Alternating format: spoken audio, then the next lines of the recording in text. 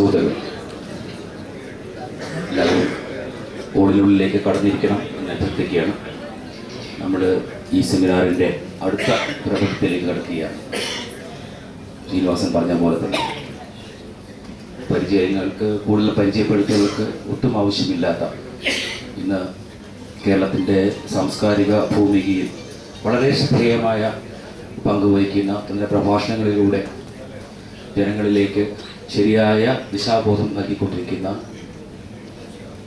Professor doctor Sunil P Elayidam ഇനി ഗുരുദർശനവും മതനിരപേക്ഷതയും എന്ന വിഷയത്തിൽ നമ്മളോട് സംസാരിക്കുന്നു.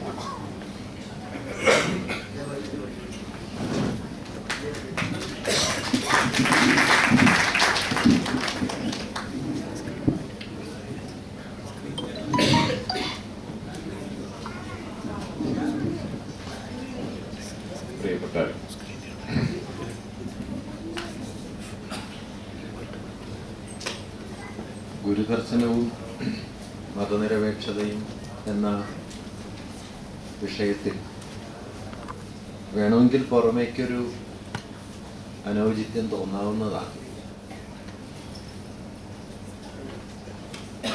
മതനിരപേക്ഷത എന്നത് പൊതുവെ പറഞ്ഞാൽ വളരെ ആധുനിക രാഷ്ട്രീയ പ്രക്രിയയുടെ ഭാഗമായി രൂപപ്പെട്ടു വന്ന ഒരാശയമായിട്ടാണ് മതനിരപേക്ഷതയെ കണ്ടുവരുന്നത്. ഗുരുവാകട്ടെ അങ്ങനെ ആധുനികമായ ഒരു രാഷ്ട്രീയ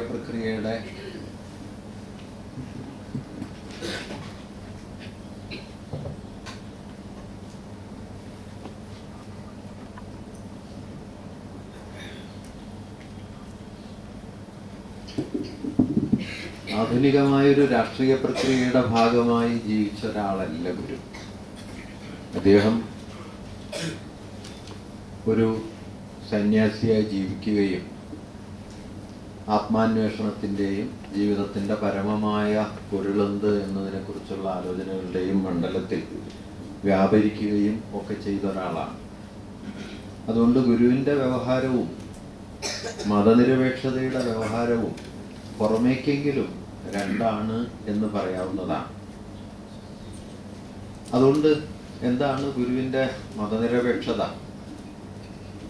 അതിൽ ഗുരുവിനെ എങ്ങനെ നമുക്ക് മതനിരപേക്ഷമായൊരു സന്ദർഭത്തോട് ചേർത്ത് വയ്ക്കാൻ കഴിയും എന്നൊക്കെയുള്ള ചോദ്യത്തിന് ആ നിലയിൽ ചില സാങ്കത്യങ്ങളും ഉണ്ട്. അതിലേക്ക് കടക്കുന്നതിന് മുമ്പ് ഗുരുവിനെ ആകമാൻ ആലോചിച്ചാൽ ഒരുപക്ഷെ ഗുരുവിനെ ഒരു ദുഃഖം വലയം ചെയ്തിരുന്നു എന്ന് ചിലപ്പോൾ ഒക്കെ തോന്നാം. ഇപ്പോൾ പ്രസിദ്ധമായ ജാതിനിർണയത്തിലെ ആദ്യ ശ്ലോകം തന്നെ അങ്ങനെയാണ്: ഹാ തത്വം വേത്തി ഗോപിന. ആരും ഇത് അറിയുന്നില്ലല്ലോ. ഇവിടെ സ്വാമി പറയണ്ടായി, മനുഷ്യാണോ മനുഷ്യത്വം യാതൊരുഗോക്തം ഗവാം യഥ. പശുവിന് പശുത്വം പോലെ മനുഷ്യന് മനുഷ്യത്വമാണ് ജാതി. ന ബ്രാഹ്മണാതിരസൈവം ഹാ തത്വം വേത്തി ഗോപിന. ബ്രാഹ്മണർ മുതലായ ഭേദങ്ങളൊന്നുമില്ല. ഇതറിയുന്നില്ലല്ലോ. താൻ പറഞ്ഞത്, താൻ ബോധ്യപ്പെടുത്താൻ ശ്രമിച്ചത് ഫലിക്കുന്നില്ലേ എന്ന ദുഃഖം. മഹാഭാരതത്തിൽ അവസാനെത്തുമ്പോഴേക്കും വ്യാസന്റെ ഒരു വലിയ വിലാപമാണ്: ബുദ്ധബാഹുർ വിരൗമേഷ്യ നച കശ്ചിൽ ശൃണോതി മാ. ഞാൻ ഇരുകൈകളും ഉയർത്തി വിലപിക്കുന്നു, ആരും കേൾക്കുന്നില്ലല്ലോ. താൻ പറഞ്ഞത് അത്രയും ഫലിക്കാതെ പോയോ? എല്ലാ വിജയങ്ങളും പരാജയത്തിൽ തന്നെ അവസാനിക്കുന്നതാണ് ഒരു യുദ്ധം എന്നതായിരിക്കും വ്യാസൻ പറയാൻ ശ്രമിച്ചൊരു കാര്യം. ജയോയം അജയാകാരോ ജയസ്തസ്മാൽ പരാജയ. ജയിച്ചെടുത്ത് തന്നെയാണ് തോൽക്കുക. അതുകൊണ്ടൊരു യുദ്ധത്തിൽ ആരും ജയിക്കില്ല. യുദ്ധം കഴിഞ്ഞ് അവശേഷിച്ചത് ആരാണ് എന്ന് ചോദിച്ചാൽ മഹാഭാരതം തരുന്ന കൗതുകമുള്ളൊരു ഉത്തരമുണ്ട്. അത് അശ്വത്ഥാമാവാണ്. അശ്വത്ഥാമാവ് മാത്രമാണ് മരിക്കാത്ത ഒരാൾ ചരിത്രത്തിൽ തുടരുന്നു. അത് പകയാണ്. വെട്ടിപ്പിളർന്ന നെറ്റിയുമായി, തീവാറുന്ന നെറ്റി കണ്ണുമായി, ഇരുട്ടിലൂടെ അലയുന്ന നിത്യമായ പകയാണ് ഒരുപക്ഷെ അവശേഷിക്കുന്നത്. ബാക്കിയൊക്കെ പാഴായി പോകുന്നു. അങ്ങനെ അതുകൊണ്ട് ധർമ്മത്തിൽ നിന്ന് അർത്ഥവും ധർമ്മത്തിൽ നിന്ന് എല്ലാം ജനിക്കുന്നു. എങ്കിലും ആ ധർമ്മത്തെ സേവിക്കാത്തത് എന്തേ എന്ന് മഹാഭാരതത്തിലൊരു ചോദ്യമുണ്ട്. തുടർന്നാണ് ഈ പറയുന്ന, ഞാൻ ഇരുകൈകളും ഉയർത്തി വിലപിക്കുന്നു, ആരും കേൾക്കുന്നില്ലല്ലോ.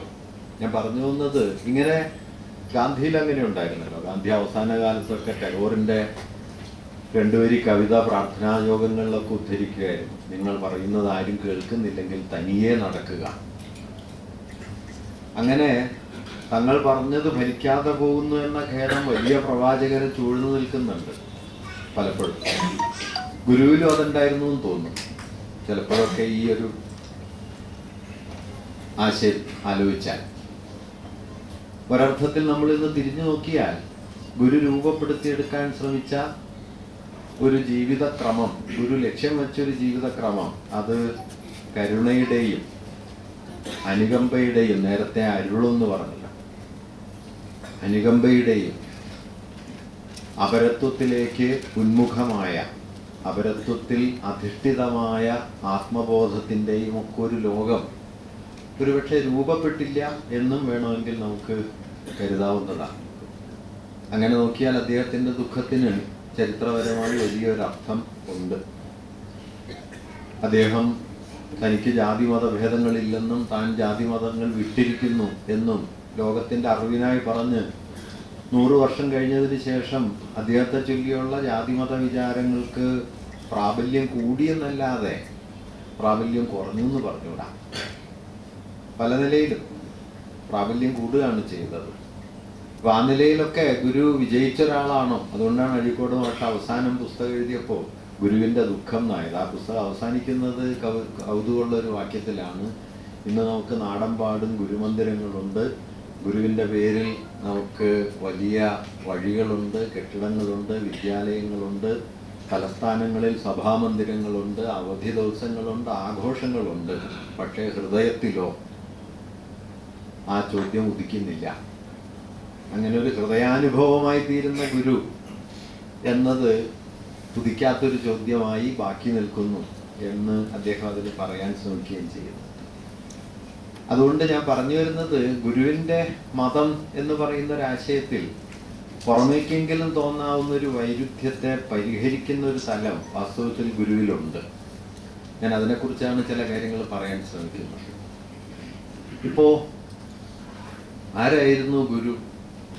സമീപകാലത്ത് കേരളത്തിൽ വളരെ കൂടുതൽ ഉയർന്നു കേട്ട വാദങ്ങളിലൊന്ന് ഗുരു ഒരു ഹിന്ദു സന്യാസിയായിരുന്നു എന്നതാണ്. താൻ അങ്ങനെ ഒരു മതത്തിൻ്റെ ആളല്ല എന്ന് ഗുരു പറഞ്ഞിട്ടുണ്ട്. നേരത്തെ സ്വാമിജിയുടെ പറയുകയുണ്ടായി. അദ്ദേഹത്തിൻ്റെ പട്ടത്താനം പ്രഭാഷണത്തിൽ ഗുരു പറഞ്ഞ വാക്യങ്ങളിലൊന്ന്, ഇന്ന് നിലവിലിരിക്കുന്ന ഏതെങ്കിലും ഒരു മതവുമായി നമുക്ക് യാതൊരു ബന്ധവുമില്ല. ഗുരുവിന് മതമില്ല എന്നല്ല അതിൻ്റെ അർത്ഥം.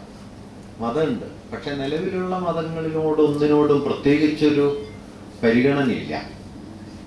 പ്രത്യേകിച്ച് താൻ ആ മതത്തിൻ്റെ പ്രതിനിധിയാണ് എന്ന് കരുതുന്നുമില്ല. അദ്ദേഹത്തിൻ്റെ വിഗ്രഹ പ്രതിഷ്ഠകളെ മുൻനിർത്തി അദ്ദേഹം ഹിന്ദു സന്യാസിയാണ് എന്ന് വാദിക്കാൻ ശ്രമിക്കുന്നതിനെതിരെ, അല്ലെങ്കിൽ വാദിക്കപ്പെടാം എന്ന് മനസ്സിലാക്കിക്കൊണ്ടെന്ന മട്ടിൽ ആ പ്രസംഗത്തിൽ തന്നെ അദ്ദേഹം പറയുന്ന ഒരു കാര്യം, നാം ഹിന്ദു ദേവാലയങ്ങളിൽ പ്രതിഷ്ഠ നടത്തിയത് ഹിന്ദുക്കൾ നമ്മോട് ആവശ്യപ്പെട്ടത് കൊണ്ടാണ്. മുസ്ലിങ്ങളോ ക്രിസ്ത്യാനികളോ ആവശ്യപ്പെട്ടാലും നാം അത് തന്നെ ചെയ്യുമായിരുന്നു. തുടർന്നാണ് അദ്ദേഹം പറയുന്നത്, ഇന്ന് നിലവിലിരിക്കുന്ന ഏതെങ്കിലും ഒരു മതവുമായി നമുക്ക് യാതൊരു ബന്ധവുമില്ല. ഇങ്ങനെ തൻ്റെ മതം എന്ന് പറയുന്നത് നിലനിൽക്കുന്ന മതരൂപങ്ങൾക്കകത്തല്ല എന്ന കാര്യം ഗുരു പറഞ്ഞിട്ടുണ്ട്. പിന്നെ എന്താണ് മതം? ഗുരുവിൻ്റെ മതസങ്കല്പം എന്താണ്? മതനിഷേധമാണോ? മതനിഷേധത്തോടും ഗുരു യോജിച്ചിട്ടൊന്നുമില്ല. നേരത്തെ അയ്യപ്പ മാഷ കാര്യം പറഞ്ഞു, ഒരു ജാതി, ഒരു മതം, ഒരു ദൈവം മനുഷ്യന് എന്നതിന് സമാന്തരമായി ജാതി വേണ്ട, മതം വേണ്ട, ദൈവം വേണ്ട, മനുഷ്യന് വേണം ധർമ്മം, വേണം ധർമ്മം, വേണം ധർമ്മം യഥോചിതം എന്നൊരു ബദൽ ആശയം ഉണ്ടാക്കി ഗുരുവിനെ തന്നെയാണ് അയ്യപ്പൻ മാഷ ഒരു ഘട്ടത്തിൽ അത് കാണിക്കുന്നത്. ഇങ്ങനെ ആയാലോ എന്ന് ചോദിച്ചു. അപ്പൊ ഗുരു പറഞ്ഞു, ഇങ്ങനെ ആയാലും മതി. ഗുരുവിനോടൊരിക്കൽ പറയുന്നുണ്ട്, ഈ അയ്യപ്പൻ മാഷ് ദൈവമില്ല എന്ന് പറഞ്ഞ് നാടെമ്പാടും പ്രചരിപ്പിച്ച് നടക്കുന്നുണ്ട്, സ്വാമി അതെന്തെങ്കിലും ഒന്ന് ചെയ്യണം എന്ന് പറഞ്ഞു. അപ്പൊ ഗുരു പറഞ്ഞ മറുപടി, അയ്യപ്പൻ ദൈവമില്ല എന്ന് പറഞ്ഞാലും അയ്യപ്പന്റെ പ്രവൃത്തിയിൽ ദൈവമുണ്ട്. ഗുരുവിന് അങ്ങനെ തന്നെ ഒരു പ്രതിദ്വന്ദിയാക്കാനായിട്ട് ഗുരു ഒരാളെ അനുവദിച്ചിട്ടില്ല. അത് വളരെ പ്രധാനപ്പെട്ട ഒരു കാര്യമാണ്. തന്നെ ഒരു എതിരാളിയാക്കാൻ വാഗ്ബിടാനന്ദനല്ല, നടരാജഗുരു ഒരിക്കൽ പറയുന്നുണ്ട്, നടരാജഗുരു അല്ല, വാഗ്ബിടാനന്ദൻ, നമുക്ക് സ്വാമിയുടെ അഭിപ്രായമല്ല. അപ്പൊ ഗുരു പറഞ്ഞു, എനിക്ക് അങ്ങയുടെ അഭിപ്രായമാണ്. ഒരു തർക്കത്തിൽ തന്നെ പ്രതിസ്ഥാനത്താക്കാൻ ഗുരു സമ്മതിക്കില്ല. നമുക്ക് അങ്ങയുടെ അഭിപ്രായമല്ല എന്ന് പറഞ്ഞു. അപ്പൊ ഗുരു പറഞ്ഞത് നാം അങ്ങയുടെ അഭിപ്രായക്കാരനാണ് എന്നാണ്. അങ്ങയുടെ അഭിപ്രായം എന്താന്ന് വെച്ച് കഴിഞ്ഞാൽ ഗുരു ശരിയല്ല എന്നാ. അത് ഗുരു സമ്മതിക്കുക, നാം അങ്ങയുടെ അഭിപ്രായക്കാരനാണ്. നടരാജഗുരു ഒരിക്കൽ ചോദിക്കുന്നുണ്ട്, ഈ വിഗ്രഹം എല്ലാം പ്രതിഷ്ഠിക്കുന്നത് വെറുതെ കല്ലല്ലേ? അതാണ്, കല്ലാണ്. ഇതിന് ചൈതന്യമൊന്നുമില്ല എന്ന് സ്വാമിക്ക് അറിയാലോ. അറിയാം, പിന്നെ എന്തിനാ ഇത് പ്രതിഷ്ഠിക്കുന്നത്? അപ്പൊ ഗുരു പറഞ്ഞു, അത് നമുക്ക് വേണ്ടിയല്ലല്ലോ, അവർക്ക് വേണ്ടിയല്ലേ. നമുക്ക് വേണ്ടിയല്ല, പക്ഷെ അവരെ പരിഗണിക്കും കേട്ടോ. നമുക്ക് വേണ്ടിയല്ല. അതുകൊണ്ട് എല്ലാവരെയും കൂടെ കൂട്ടിയത്. അതൊക്കെ വലിയ ആശയങ്ങൾ. എല്ലാവരെയും കൂടെ കൂട്ടിയല്ല. അയ്യപ്പൻ മാഷെ കൂടെ കൂട്ടി, സി വി കുഞ്ഞിരാമനെ കൂടെ കൂട്ടി, MC ജോസഫ് ഉണ്ട്, എല്ലാവരും ഉണ്ട്. ഓരോരുത്തരും ഓരോ വഴിക്കാണ്. അങ്ങനെ ഒരേ വഴിയിലൂടെ എല്ലാവരും നടക്കണമെന്നൊന്നുമില്ല, ഓരോ വഴിക്കാണ്. ആ വഴികളെയൊക്കെ ഗുരു കൂടെ കൂട്ടുന്നുണ്ട്. ഒരു പക്ഷേ ഗുരുവിൻ്റെ ഒരു വലിയ സാധ്യത അതായിരുന്നു, ഈ പല വഴികളെ അദ്ദേഹം ഉൾക്കൊള്ളുന്നുണ്ടായിരുന്നു. അതായത് അത് ഗുരുവിൻ്റെ മതതത്വത്തിലേക്ക് വന്നാൽ ഒരുപക്ഷെ വളരെ നിർണായകമായ ഒരു സംഭാഷണം ഗുരുവിൻ്റെ മതദർശനവുമായി ബന്ധപ്പെട്ടുണ്ട്. അത് സി വി കുഞ്ഞിരാമനായിട്ട് നടക്കുന്ന ഒരു സംഭാഷണമാണ്. സി വി കുഞ്ഞിരാമൻ ഗുരുവിൻ്റെ ഗൃഹസ്ഥശിഷ്യന്മാരിൽ പ്രധാനിയാണ്.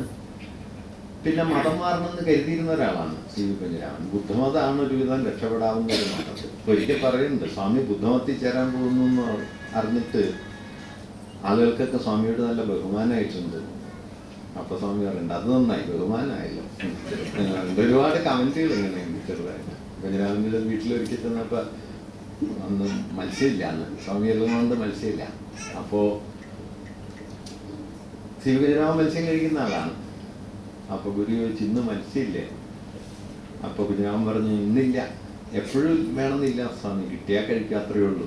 അപ്പൊ ഗുരു പറഞ്ഞു, പണ്ട് കിട്ടിയില്ലെങ്കിലും കഴിക്കുമായിരുന്നല്ലോ. ഇങ്ങനെ ഓരോ പരാമർശത്തിലും കുറെ കൗതുകങ്ങളുണ്ട്. കൗതുകം മാത്രമല്ല കേട്ടോ, ചിലതിലൊക്കെ ഇപ്പൊ ഗുരുവിന്റെ ജീവിതത്തെ ആകമാനം വിശദീകരിക്കുന്ന ഒരു വാക്യം ഈ ചട്ടമ്പി സ്വാമിയായിട്ടുള്ള ഒരു സംഭാഷണത്തിൽ. ചട്ടമ്പി സ്വാമി വാസ്തവത്തിൽ ഗുരു സന്യാസിയായിരിക്കുമ്പോഴും പ്രവൃത്തിയിൽ മുഴുകിയ ഒരാളാണല്ലോ. പ്രവൃത്തിയിൽ മുഴുകുക എന്ന് പറഞ്ഞാൽ സാങ്കേതികമായ അർത്ഥത്തിൽ നിവൃത്തി കൈവന്നിട്ടില്ല. നിവൃത്തി ലോകം വെടിയലാണല്ലോ, പ്രവൃത്തി ലോകം വെടിയലാണല്ലോ ഈ നിവൃത്തി എന്ന് പറയുന്നത്. ഒരു സന്യാസി നിവൃത്തിയിലേക്ക് എത്തണം. ഗുരു പക്ഷേ പ്രവൃത്തിയിൽ മുഴുകിയിരുന്നു. അതെങ്ങനെ സാധിച്ചു എന്നുള്ളത് വലിയൊരു കാര്യമാണ്. ഞാനതുകൂടി ഗുരുവിന്റെ മതദർശനത്തിന്റെ ഭാഗമായിട്ട് പറയണമെന്ന് കരുതുന്നു. ഗുരുവിന്റെ മതത്തിന്റെ കാതൽ അതായിരുന്നു. അപ്പോ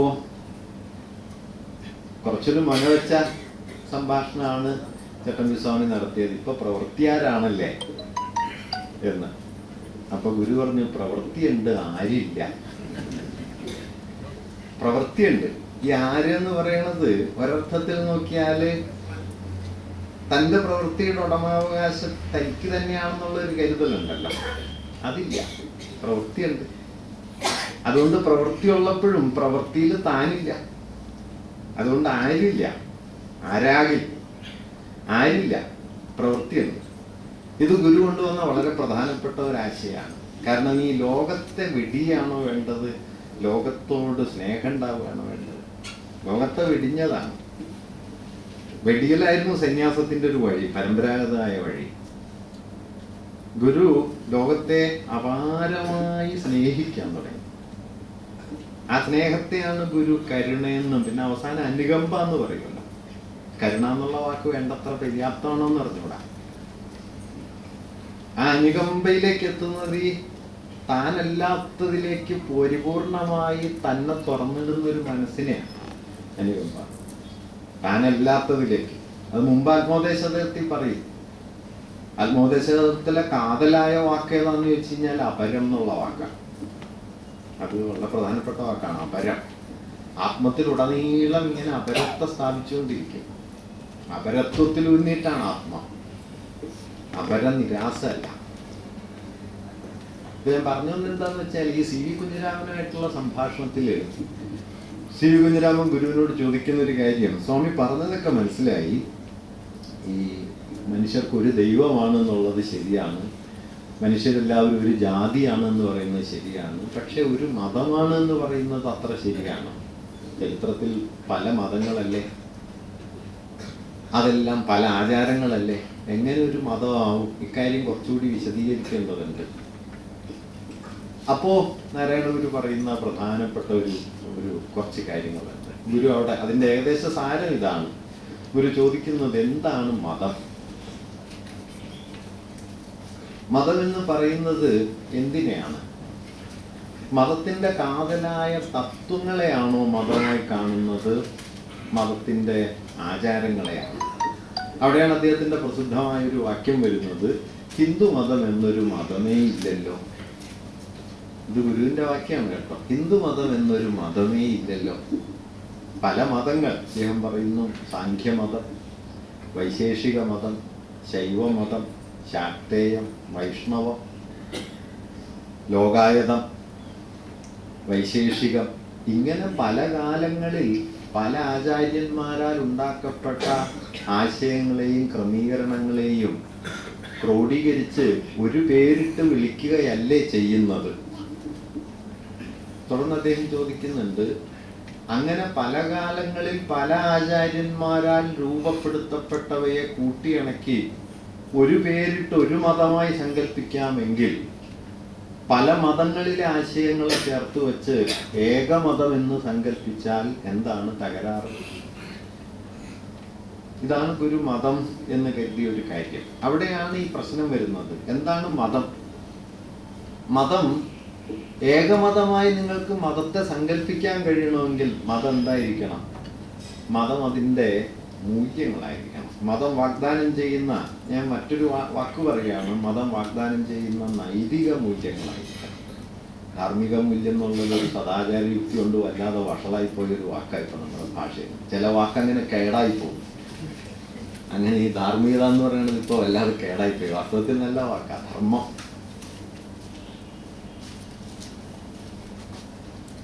നൈതികമായൊരു മൂല്യമായിരിക്കണം. അവിടെ ഗുരു പറയുന്നുണ്ട്, ഇപ്പൊ ക്രിസ്തു മതം സ്നേഹമാണ് എന്ന് പറയുന്നു. മുഹമ്മദ് മതം, ഇസ്ലാം എന്നല്ല അദ്ദേഹം പറയുന്നത്, അന്നത്തെ ഭാഷയിൽ മുഹമ്മദ് മതം സാഹോദര്യമാണ് എന്ന് പറയുന്നു. തുടർന്ന് അദ്ദേഹം ചോദിക്കുന്ന കാര്യം, സ്നേഹമില്ലാതെ സാഹോദര്യമോ സാഹോദര്യമില്ലാതെ സ്നേഹമോ സാധ്യമല്ലെന്നിരിക്കെ മതഭേദങ്ങൾ കൊണ്ട് എന്താണ് അർത്ഥം? അപ്പം മതം എന്ന് പറയുന്നത്, ഇവിടെ ഒരു കാര്യമുണ്ട്, മതം ഇങ്ങനെയായിരുന്നു എല്ലാ കാലത്തും. മതം അതിൻ്റെ മൂല്യമായിട്ടാണോ മനസ്സിലാക്കപ്പെട്ടിരുന്നത്, ആചാരമായിട്ടാണോ മനസ്സിലാക്കപ്പെട്ടിരുന്നത്? അത് മറ്റൊരു പ്രശ്നമാണ്. ഗുരു ആധുനികനായ ഒരു സന്യാസി കൂടിയാണ്. വാസ്തവത്തിൽ ഗുരു മതത്തെ അതിൻ്റെ മൂല്യത്തിലേക്ക് സംഗ്രഹിക്കുന്നത് മതഭേദങ്ങളെ ചൊല്ലിയുള്ള വൈരുദ്ധ്യങ്ങളെ പരിഹരിക്കാനുള്ളൊരു വഴി എന്ന നിലയ്ക്ക് കൂടിയാണ്. അതല്ലാതെ മതത്തിൻ്റെ ചരിത്ര ജീവിതം മതമൂല്യങ്ങളിൽ മാത്രം അധിഷ്ഠിതമായിരുന്നില്ല എന്ന് ഗുരുവിന് നന്നായിട്ട് അറിയാം. ഇവിടെ ഈ വിശദീകരണത്തിൽ രണ്ട് കാര്യങ്ങളുണ്ട് എന്നാണ് എനിക്ക് തോന്നുന്നത്. ഒന്ന്, ചരിത്രപരമായി മതങ്ങൾ എങ്ങനെ നിലവിൽ വരുന്നു, ആ ചോദ്യം ഗുരു ഉന്നയിക്കുന്നു. അത് പല കാലങ്ങളിൽ പല ആചാരക്രമങ്ങളായി, പല ജീവിത ക്രമീകരണങ്ങളായി, അല്ലെങ്കിൽ പല ചരിത്ര സന്ദർഭങ്ങളോടുള്ള നാനാതരം പ്രതികരണ രീതികളായി രൂപപ്പെട്ടു വരുന്നവയെ ക്രോഡീകരിച്ചുകൊണ്ടാണ് സ്ഥാപനം എന്ന നിലയ്ക്ക് മതം നിലവിൽ വരിക. ഏത് മതവും, അല്ലാതെ അതിൻ്റെ ശുദ്ധവും കേവലവുമായ തത്വവിചാരം എന്ന നിലയിലല്ല. ശുദ്ധവും കേവലവുമായ തത്വം മാത്രമായി മതം ചരിത്രത്തിൽ നിലനിന്നിട്ടില്ല. അങ്ങനെ വേണം എന്ന് നമുക്ക് ആഗ്രഹിക്കാം, അത്രയ്ക്കുള്ളൂ. ഇപ്പോൾ ക്രിസ്തുമതം സ്നേഹമാണ് എന്ന് പറയുന്നു. ആ സ്നേഹതത്വം വാഗ്ദാനം ചെയ്ത ക്രിസ്തുമതം ചരിത്രത്തിൽ സ്നേഹതത്വം മാത്രമായിട്ടല്ലല്ലോ നിലനിന്നത്. കൂട്ടക്കൊലകളായി, ഇൻക്വിസിഷനായി, മതദ്രോഹ വിചാരണയായി, എന്തെല്ലാം കുരിശുയുദ്ധങ്ങളായി ഒക്കെ. രണ്ടാം ലോക യുദ്ധകാലത്ത് മുസോളിനിയെ പിന്തുണച്ച മാർപ്പാപ്പ് വരെ ഉണ്ടായി. ക്രിസ്തുമതത്തെ രക്ഷിക്കാൻ ദൈവം അയച്ച രക്ഷാപുരുഷനാണ് മുസോളിനി എന്ന് പറഞ്ഞൊരു മാർപ്പാപ്പ പോലും ഉണ്ടായി. അതുകൊണ്ട് മതം അതിൻ്റെ മൂല്യങ്ങളിൽ നിന്നൊക്കെ മാറും. അതുകൊണ്ട് ഈ സ്ഥാപനപരമായി നിലവിൽ വന്നതിനെ മതമായി സങ്കല്പിച്ചാൽ, സ്ഥാപനപരമായി നിലവിൽ വരുന്നു എന്ന് പറയുന്നത് മതത്തിന്റെ മൂല്യങ്ങൾക്ക് ചരിത്രപരമായി രൂപപ്പെടുന്ന ആചാര അനുഷ്ഠാന രൂപങ്ങളാണ് മതത്തിന്റെ നിത്യാവിഷ്കാരം. അവയെ ക്രോഡീകരിച്ച് വ്യവസ്ഥപ്പെടുത്തിയും മതം ഒരു സ്ഥാപന സംവിധാനമായിട്ട് നിലനിൽക്കും, ഒരു ഹിസ്റ്റോറിക്കൽ ഇൻസ്റ്റിറ്റ്യൂഷൻ എന്നുള്ള നിലയ്ക്ക്. അങ്ങനെ മതത്തിനൊരു ജീവിതം ഉണ്ടെന്ന് ഗുരുവിനറിയാം. ആ മതത്തിൽ പക്ഷെ മതമില്ല എന്നാണ് ഗുരു പറയുന്നത്.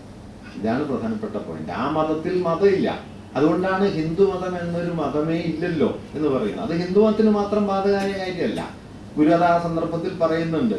ഇപ്പൊ പൗലോസിന്റെ മതമായിരുന്നില്ല യോഹന്നാന്റെ മതം. എല്ലാം കൂടി ഒരു ആചാര്യന്റെ പേരിൽ ചേർത്ത് വെക്കുകയാണ് ചെയ്യുന്നത്. ഞാൻ ഗുരുവിന്റെ ആ ഭാഗം ഞാനൊന്ന് വായിക്കുന്നത് സംഗതമായിരിക്കും തോന്നുന്നു. ഹിന്ദുമതം എന്നൊരു മതമേ ഇല്ലല്ലോ. ഹിന്ദുസ്ഥാനവാസികളുടെ മതം ഹിന്ദുമതം എന്നാണെങ്കിൽ ഹിന്ദുസ്ഥാനത്ത് ഇപ്പോൾ അധിവസിക്കുന്ന ക്രിസ്ത്യാനികളുടെയും മുഹമ്മദീയരുടെയും മതങ്ങളും ഹിന്ദുമതം തന്നെയാണ്. അങ്ങനെ ആരും പറയുന്നില്ല, സമ്മതിക്കുന്നുമില്ല. ഇപ്പോൾ ഹിന്ദുമതം എന്ന് പറയുന്നത് ക്രിസ്തുമതം, മുഹമ്മദ് മതം മുതലായി ഹിന്ദുസ്ഥാനത്തിന് വെളിയിൽ നിന്ന് വന്ന മതങ്ങൾ ഒഴിച്ച് ഹിന്ദുസ്ഥാനത്തിൽ തന്നെ ഉത്ഭവിച്ചിട്ടുള്ള മതങ്ങൾക്ക് പറയുന്ന പൊതുപ്പേരാകുന്നു. വൈദിക മതം, പൗരാണിക മതം, സാഖ്യമതം, വൈശേഷിക മതം, മീമാംസാ മതം, ദ്വൈതമതം, അദ്വൈതമതം, വിശിഷ്ടാദ്വൈത മതം, ശൈവമതം, ശാക്തേയ മതം, വൈഷ്ണവമതം എന്നിങ്ങനെ പ്രത്യക്ഷത്തിൽ വിഭിന്നങ്ങളായിരിക്കുന്ന അനേക മതങ്ങൾക്കെല്ലാം കൂടി ഒരു പൊതുപ്പേര് പറയുന്നത് യുക്തിഹീനമല്ലെങ്കിൽ മനുഷ്യജാതിക്ക് എല്ലാറ്റിനും മോക്ഷപ്രാപ്തിക്ക് ഉപയുക്തങ്ങളായി ദേശകാലാവസ്ഥകൾ അനുസരിച്ച് ഓരോ ആചാര്യന്മാർ ഈഷദീഷൽ ഭേദങ്ങളോടുകൂടി ഉപദേശിച്ചിട്ടുള്ള എല്ലാ മതങ്ങൾക്കും കൂടി ഏകമായ ലക്ഷ്യത്തോടു കൂടിയ ഏകമതം എന്ന് പറയുന്നതിൽ എന്തിനാണ് യുക്തിഹീനതയെ സംശയിക്കുന്നത്? മതം എന്ന് പറയുന്നത് കാലദേശങ്ങൾക്കനുസരിച്ച് രൂപപ്പെട്ടു വരുന്ന വിശ്വാസങ്ങളുടെയും തത്വശാസ്ത്രപരമായ ദൈവവിജ്ഞാനപരമായ വിശദീകരണങ്ങളുടെയും ആ വിശദീകരണങ്ങൾക്ക് പ്രായോഗിക രൂപം നൽകിയ ആചാരാനുഷ്ഠാന ക്രമാണങ്ങളുടെയും ക്രോഡീകൃത രൂപമായ ഒരു സ്ഥാപനമാണെങ്കിൽ ആ സ്ഥാപനം ചരിത്രപരമായിട്ടുണ്ടാകുന്നതാണ്, അല്ലാതെ സത്താപരമായി മതം മുന്നേ ഇല്ല. ഇതാണ് ഗുരു പറയുന്ന ഒരു കാര്യം. സത്താപരമായി ഈ മതം മുമ്പേ ഇല്ല. അത് ഹിസ്റ്റോറിക്കലി വരുന്നൊരു കാര്യമാണ്. ഒരു മതാചാര്യന്റെ പേരിൽ പല ആചാര്യന്മാരുടെ ഉപദേശങ്ങൾ അടക്കി അതിനെ ഒരു മതം എന്ന് പേർ വിളിക്കാമെങ്കിൽ പല പല ആചാര്യന്മാരാൽ സ്ഥാപിതങ്ങളായ എല്ലാ മതങ്ങളെയും ചേർത്ത് അതിന് ഒരു മതമെന്നോ ഏകമതമെന്നോ മാനവധർമ്മമെന്നോ എന്തുകൊണ്ട് പൊതുപ്പേരിട്ടുകൂടാ? അങ്ങനെ ചെയ്യുന്നത് യുക്തിഭംഗവും അസംബന്ധവുമാണെങ്കിൽ ഈ അസംബന്ധവും യുക്തിഭംഗവും ഇപ്പോൾ പ്രചാരത്തിലിരിക്കുന്ന എല്ലാ മതങ്ങൾക്കും സംഭവിച്ചു കഴിഞ്ഞിരിക്കുകയാണ്. ഏകത്വത്തിൽ നാനാത്വവും നാനാത്വത്തിൽ ഏകത്വവും അവനവന്റെ മതത്തെ സംബന്ധിച്ച് ചാതുര്യത്തോടെ പ്രസംഗിക്കുന്നവർക്ക് മനുഷ്യജാതിയുടെ മതത്തെ പൊതുവിലെടുത്ത് അതിൻ്റെ ഏകത്വത്തിൽ നാനാത്വവും നാനാത്വത്തിൽ ഏകത്വവും കാണാൻ കഴിയാതെ വന്നത് ആശ്ചര്യകരമാണ്. അതുകൊണ്ട് മതം എന്ന് പറയുന്നത് ഒരു സത്താപരമായ ഒരു കേവല സ്ഥാപനമായി ചരിത്രത്തിൽ നിലനിൽക്കുന്നില്ലെന്നും കാലദേശഭേദങ്ങൾക്കനുസരിച്ച് രൂപപ്പെടുന്ന ആചാരങ്ങളുടെയും സംവിധാനങ്ങളുടെയും ക്രോഡീകരണ രൂപമായിട്ടാണ് മതം നിലവിൽ വരുന്നത് എന്നുമുള്ള ഒരുപക്ഷെ നമ്മൾ ആധുനികമായ ഒരു സാമൂഹ്യ ശാസ്ത്ര പരിപ്രേക്ഷ്യത്തിനകത്തൊക്കെ ഇന്ന് മതത്തെ മനസ്സിലാക്കുന്ന ഒരു യുക്തി മതത്തെ മനസ്സിലാക്കുന്നിടത്ത് ഗുരുവിനുണ്ട്. അതുകൊണ്ടാണ് ഏതെങ്കിലും ഒരു മതം ആ നിലയിലില്ല എന്ന് ഗുരു പറയുന്നത്. ഇത് ക്രിസ്തുമതം നിർത്തി അദ്ദേഹം പറയുന്നുണ്ട്. ഇനി അടുത്തൊരു ഭാഗം കൂടി പ്രധാനമാണ്. സനാതനമായ ഏതെങ്കിലും ഒരു ധർമ്മത്തെ സത്യത്തെയോ അടിസ്ഥാനപ്പെടുത്തിയല്ലാതെ യാതൊരു മതത്തിനും നിലനിൽക്കാൻ കഴിയുന്നതല്ല. സാഹോദര്യത്തിന് മുഹമ്മദ് മതവും സ്നേഹത്തിന് ക്രിസ്തു മതവും മുഖ്യത കൽപ്പിക്കുന്നു. എന്നാൽ സാഹോദര്യം സ്നേഹത്തെയും സ്നേഹം സാഹോദര്യത്തെയും ആശ്രയിച്ചിരിക്കുന്നു എന്നറിയാതെ സാഹോദര്യമാണ് ശ്രേഷ്ഠം, അതല്ല സ്നേഹമാണ് ശ്രേഷ്ഠം എന്ന് വിവാദമുണ്ടാകുന്നു എങ്കിൽ അതിനെ വൃഥാ വിവാദം എന്നല്ലാതെ പറയാൻ തരമുണ്ടോ? സനാതന ധർമ്മങ്ങൾ തുല്യപ്രധാനങ്ങളാണ്. മതം മുമ്പോട്ട് വയ്ക്കുന്ന, ഇപ്പൊ ക്രിസ്തുമതം സ്നേഹമെന്നോ, ഇസ്ലാം സാഹോദര്യമെന്നോ, നീതിയെന്നോ, ബുദ്ധമതം കരുണയെന്നോ, അല്ലെങ്കിൽ അദ്വൈത വേദാന്തം ഏകം എന്നോ ഒക്കെ പറയുന്ന മൂല്യങ്ങൾ, ആ മൂല്യങ്ങൾ മാത്രമേ മതത്തിൽ സനാതനമായിട്ടുള്ളൂ. ആ മൂല്യങ്ങൾ ഒരു മൂല്യം മറ്റൊന്നിനെ ഒഴിച്ചു നിർത്തുന്നില്ല, എക്സ്ക്ലൂസീവ് അല്ല, ഹൈലി ഇൻക്ലൂസീവാണ്. സ്നേഹത്തിൽ സാഹോദര്യവും, സാഹോദര്യത്തിൽ സ്നേഹവും, കരുണയിൽ ഏകവും, ഏകത്തിൽ കരുണയും നിലീനമായിരിക്കുന്നു. അതുകൊണ്ട് മതത്തിന്റെ കാതലായ മതാനുഭവം കൈവന്നാൽ നിങ്ങൾ മതത്തെ അതിവർത്തിക്കും. മതത്തിന്റെ കാതലായ മതാനുഭവത്തിലേക്ക് ചുവടുവെക്കുന്ന ഒരാൾക്ക് പിന്നെ മതഭേദത്തിന് യാതൊരു സാങ്കത്യവുമില്ല. മതത്തിന്റെ കാതലായി അറിയാതിരിക്കുമ്പോഴാണ് മതഭേദം പ്രധാനമാകുന്നത്. അതുകൂടി ഗുരു പറയുന്നുണ്ട്. ദേശകാലാവസ്ഥകളാൽ നേരിടുന്ന ആവശ്യങ്ങൾക്കനുസരിച്ച് അവയിൽ ഒന്നിന് മുഖ്യത കൽപ്പിക്കേണ്ടത് ആവശ്യമായി വരും. ബുദ്ധന്റെ കാലത്ത് ഹിംസ കലശലായിരുന്നു. അതിനാൽ അഹിംസാധർമ്മത്തിന് ബുദ്ധൻ മുഖ്യത കൽപ്പിച്ചു. നബിയുടെ കാലത്ത് അറേബ്യയിൽ സാഹോദര്യത്തിന് മുഖ്യത കൽപ്പിക്കേണ്ടത് ആവശ്യമായിരുന്നിരിക്കാം. അതിനാൽ അദ്ദേഹത്തിന്റെ മതത്തിൽ സാഹോദര്യത്തിന് മുഖ്യത കാണുന്നു. അവസാന വാക്യം, ഇന്ന് ഇന്ത്യയുടെ ആവശ്യം എന്താണ്? ജാതികൾ തമ്മിലും മതങ്ങൾ തമ്മിലുമുള്ള മത്സരത്തിൽ നിന്നുള്ള മോചനം. അത് എല്ലാ കാലത്തേക്കും വേണ്ടിയുള്ള ഒരു പ്രസ്താവനയും കൂടിയാണ്. ഞാൻ പറഞ്ഞു വന്നത് എന്താന്ന് വെച്ച് കഴിഞ്ഞാൽ, ഇവിടെ രണ്ട് കാര്യങ്ങൾ ശ്രദ്ധിക്കണം. ഒന്ന്, മതം എന്ന് പറയുന്ന സാമൂഹിക സ്ഥാപനം ചരിത്രപരമായി നിലവിൽ വരുന്നതാണ്. അതിന് സത്താപരവും കേവലവുമായ നിലനിൽപ്പില്ല എന്ന തിരിച്ചറിവ്. രണ്ട്, മതങ്ങൾ മുമ്പോട്ട് വയ്ക്കുന്ന സനാതന മൂല്യങ്ങളോ, ഈ സനാതന മൂല്യങ്ങളും ചരിത്രപരമായ ചില ആവശ്യങ്ങളോട് ബന്ധപ്പെട്ടിരിക്കുന്നു. ഹിംസ കലശലായ ഒരു സമൂഹത്തിനകത്താണ് ബുദ്ധൻ അഹിംസയാകുന്നത്. വിദ്വേഷവും ശത്രുതയും പെരുകി നിൽക്കുന്ന ഒരു സമൂഹത്തിലാണ് നബി സാഹോദര്യത്തെ ഉയർത്തുന്നത്. അതുകൊണ്ട് മതങ്ങളുടെ ധാർമ്മിക തത്വങ്ങളെന്നോ മറ്റോ വിളിക്കാവുന്ന മൂല്യങ്ങൾ, ആ മൂല്യങ്ങളും ചരിത്രത്തിനകത്ത് തന്നെ രൂപപ്പെട്ടതാണ് എന്ന തിരിച്ചറിവ് ഗുരുവിനുണ്ട്.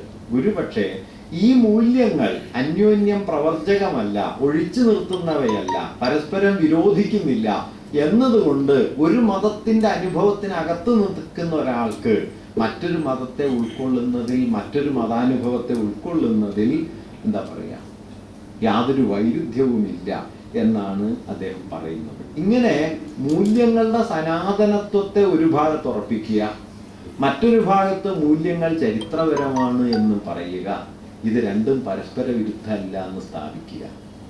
ഇങ്ങനെയാണ് ഗുരു തൻ്റെ മതദർശനത്തെ നിർദ്ധാരണം ചെയ്തെടുക്കാനായിട്ട് ശ്രമിച്ചത്. ഇത് വളരെ പ്രധാനപ്പെട്ട ഒരു കാര്യമാണെന്ന് എനിക്ക് തോന്നുന്നു. കാരണം സാമൂഹ്യശാസ്ത്രപരമായൊരു നോട്ടത്തിൽ മതങ്ങൾ എന്ന് പറയുന്നത് എന്താണോ ആ വീക്ഷണത്തെ ഗുരു ഏകദേശം ഉൾക്കൊള്ളുന്നുണ്ട്. അതേസമയം സാമൂഹ്യശാസ്ത്രപരമായ ഒരു സംവിധാനം മാത്രമായി ചരിത്രത്തിൽ വളരെ ഭൗതികമായ ചില താല്പര്യങ്ങളാൽ മാത്രം പ്രചോദിതമായി പ്രവർത്തിച്ചവയല്ല മതങ്ങൾ എന്ന തിരിച്ചറിവും അദ്ദേഹത്തിനുണ്ട്. അത് വാഗ്ദാനം ചെയ്യുന്ന നീതിയുടെ, ധാർമ്മികതയുടെ ഉയർന്ന തലം മതത്തിൽ മനുഷ്യരിൽ പ്രവർത്തിക്കുന്ന ഒരു ആശയമണ്ഡലാണെന്നും അതിന് ധാരാളമായ പ്രവർത്തനശേഷി ഉണ്ടെന്നും ആ പ്രവർത്തനശേഷി പക്ഷേ മതങ്ങളെ തമ്മിൽ അകറ്റുന്നില്ല എന്നുമുള്ള ബോധ്യവും അദ്ദേഹത്തിനുണ്ട്. അതുകൊണ്ട് മതത്തെ ഒരേ സമയം അതിൻ്റെ നൈതികമായൊരു ഉള്ളടക്കത്തെ മുൻനിർത്തി കാണുക. ഗുരുവിൻ്റെ ഒരു കൃതിയിൽ നീതി ദശകവും പെടും. നൈതികമായ ഉള്ളടക്കത്തെ മുൻനിർത്തി കാണുക, മറ്റൊരു ഭാഗത്ത് അതിൻ്റെ സാമൂഹികവും ചരിത്രപരവുമായ അർത്ഥത്തിൽ മനസ്സിലാക്കുക.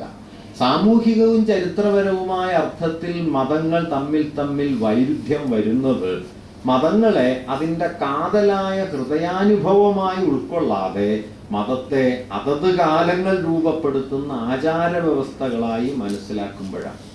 അതുകൊണ്ട് ആചാരമാണ് മതമെങ്കിൽ മതം വിഭജിക്കുന്നു, അനുഭൂതിയാണ് മതമെങ്കിൽ മതം ചേർത്ത് നിർത്തുന്നു. ആചാരമായി തീർന്ന മതം വിഭജിക്കുന്നു, അനുഭൂതിയായി തീർന്ന മതം ചേർത്ത് നിർത്തുന്നു. അനുഭൂതിയായി തീർന്ന മതത്തിൽ പിന്നെ മതരഹിതമായി മറ്റൊരു മതമായി ഒന്നുമില്ല. പല മതസാരവും ഏകം എന്നത് ഈ അർത്ഥത്തിലാണ്. ഒരു മൂല്യം മറ്റൊരു മൂല്യത്തെ ഒഴിച്ചു നിർത്തുന്നില്ല. ആ മൂല്യത്തിൽ ചരിത്രപരമായി ചില ഊന്നലുകൾ ഓരോ കാലത്തും വന്നു എന്നല്ലാതെ ഒരു മൂല്യം മറ്റൊരു മൂല്യത്തിന് വിരുദ്ധമല്ല. ഇങ്ങനെ മതത്തെ അതിൻ്റെ ഹൃദയപരമായ ഒരു അംശത്തിലേക്ക് കൊണ്ടുവരികയും അങ്ങനെ മതത്തെ അതിൻ്റെ സ്ഥാപനപരവും ആചാരപരവും പൗരോഹിത്യപരവുമായ അർത്ഥത്തിൽ നിന്ന് പുറത്തു കടത്തുകയും ചെയ്തുകൊണ്ടാണ് ഗുരു തൻ്റെ മതവിചാരം അവതരിപ്പിച്ചത്. ഇത് അദ്ദേഹത്തിൻ്റെ ഈ കുഞ്ഞിരാമനുമായിട്ടുള്ള സംഭാഷണത്തിലെ പ്രധാനപ്പെട്ട ഒരു ഊന്നലാണ്. അത് നാം മനസ്സിലാക്കേണ്ട ഒരു കാര്യമാണ്. അതുകൊണ്ട് ഗുരു ഇപ്പോൾ പട്ടത്താനം പ്രസംഗത്തിൽ നമുക്കൊരു മതമില്ല എന്ന് പറഞ്ഞില്ലയോ, അത് രേഖപ്പെടുത്തിയതിലെ പശകാണോ എന്ന് തർക്കിക്കേണ്ട കാര്യമില്ല.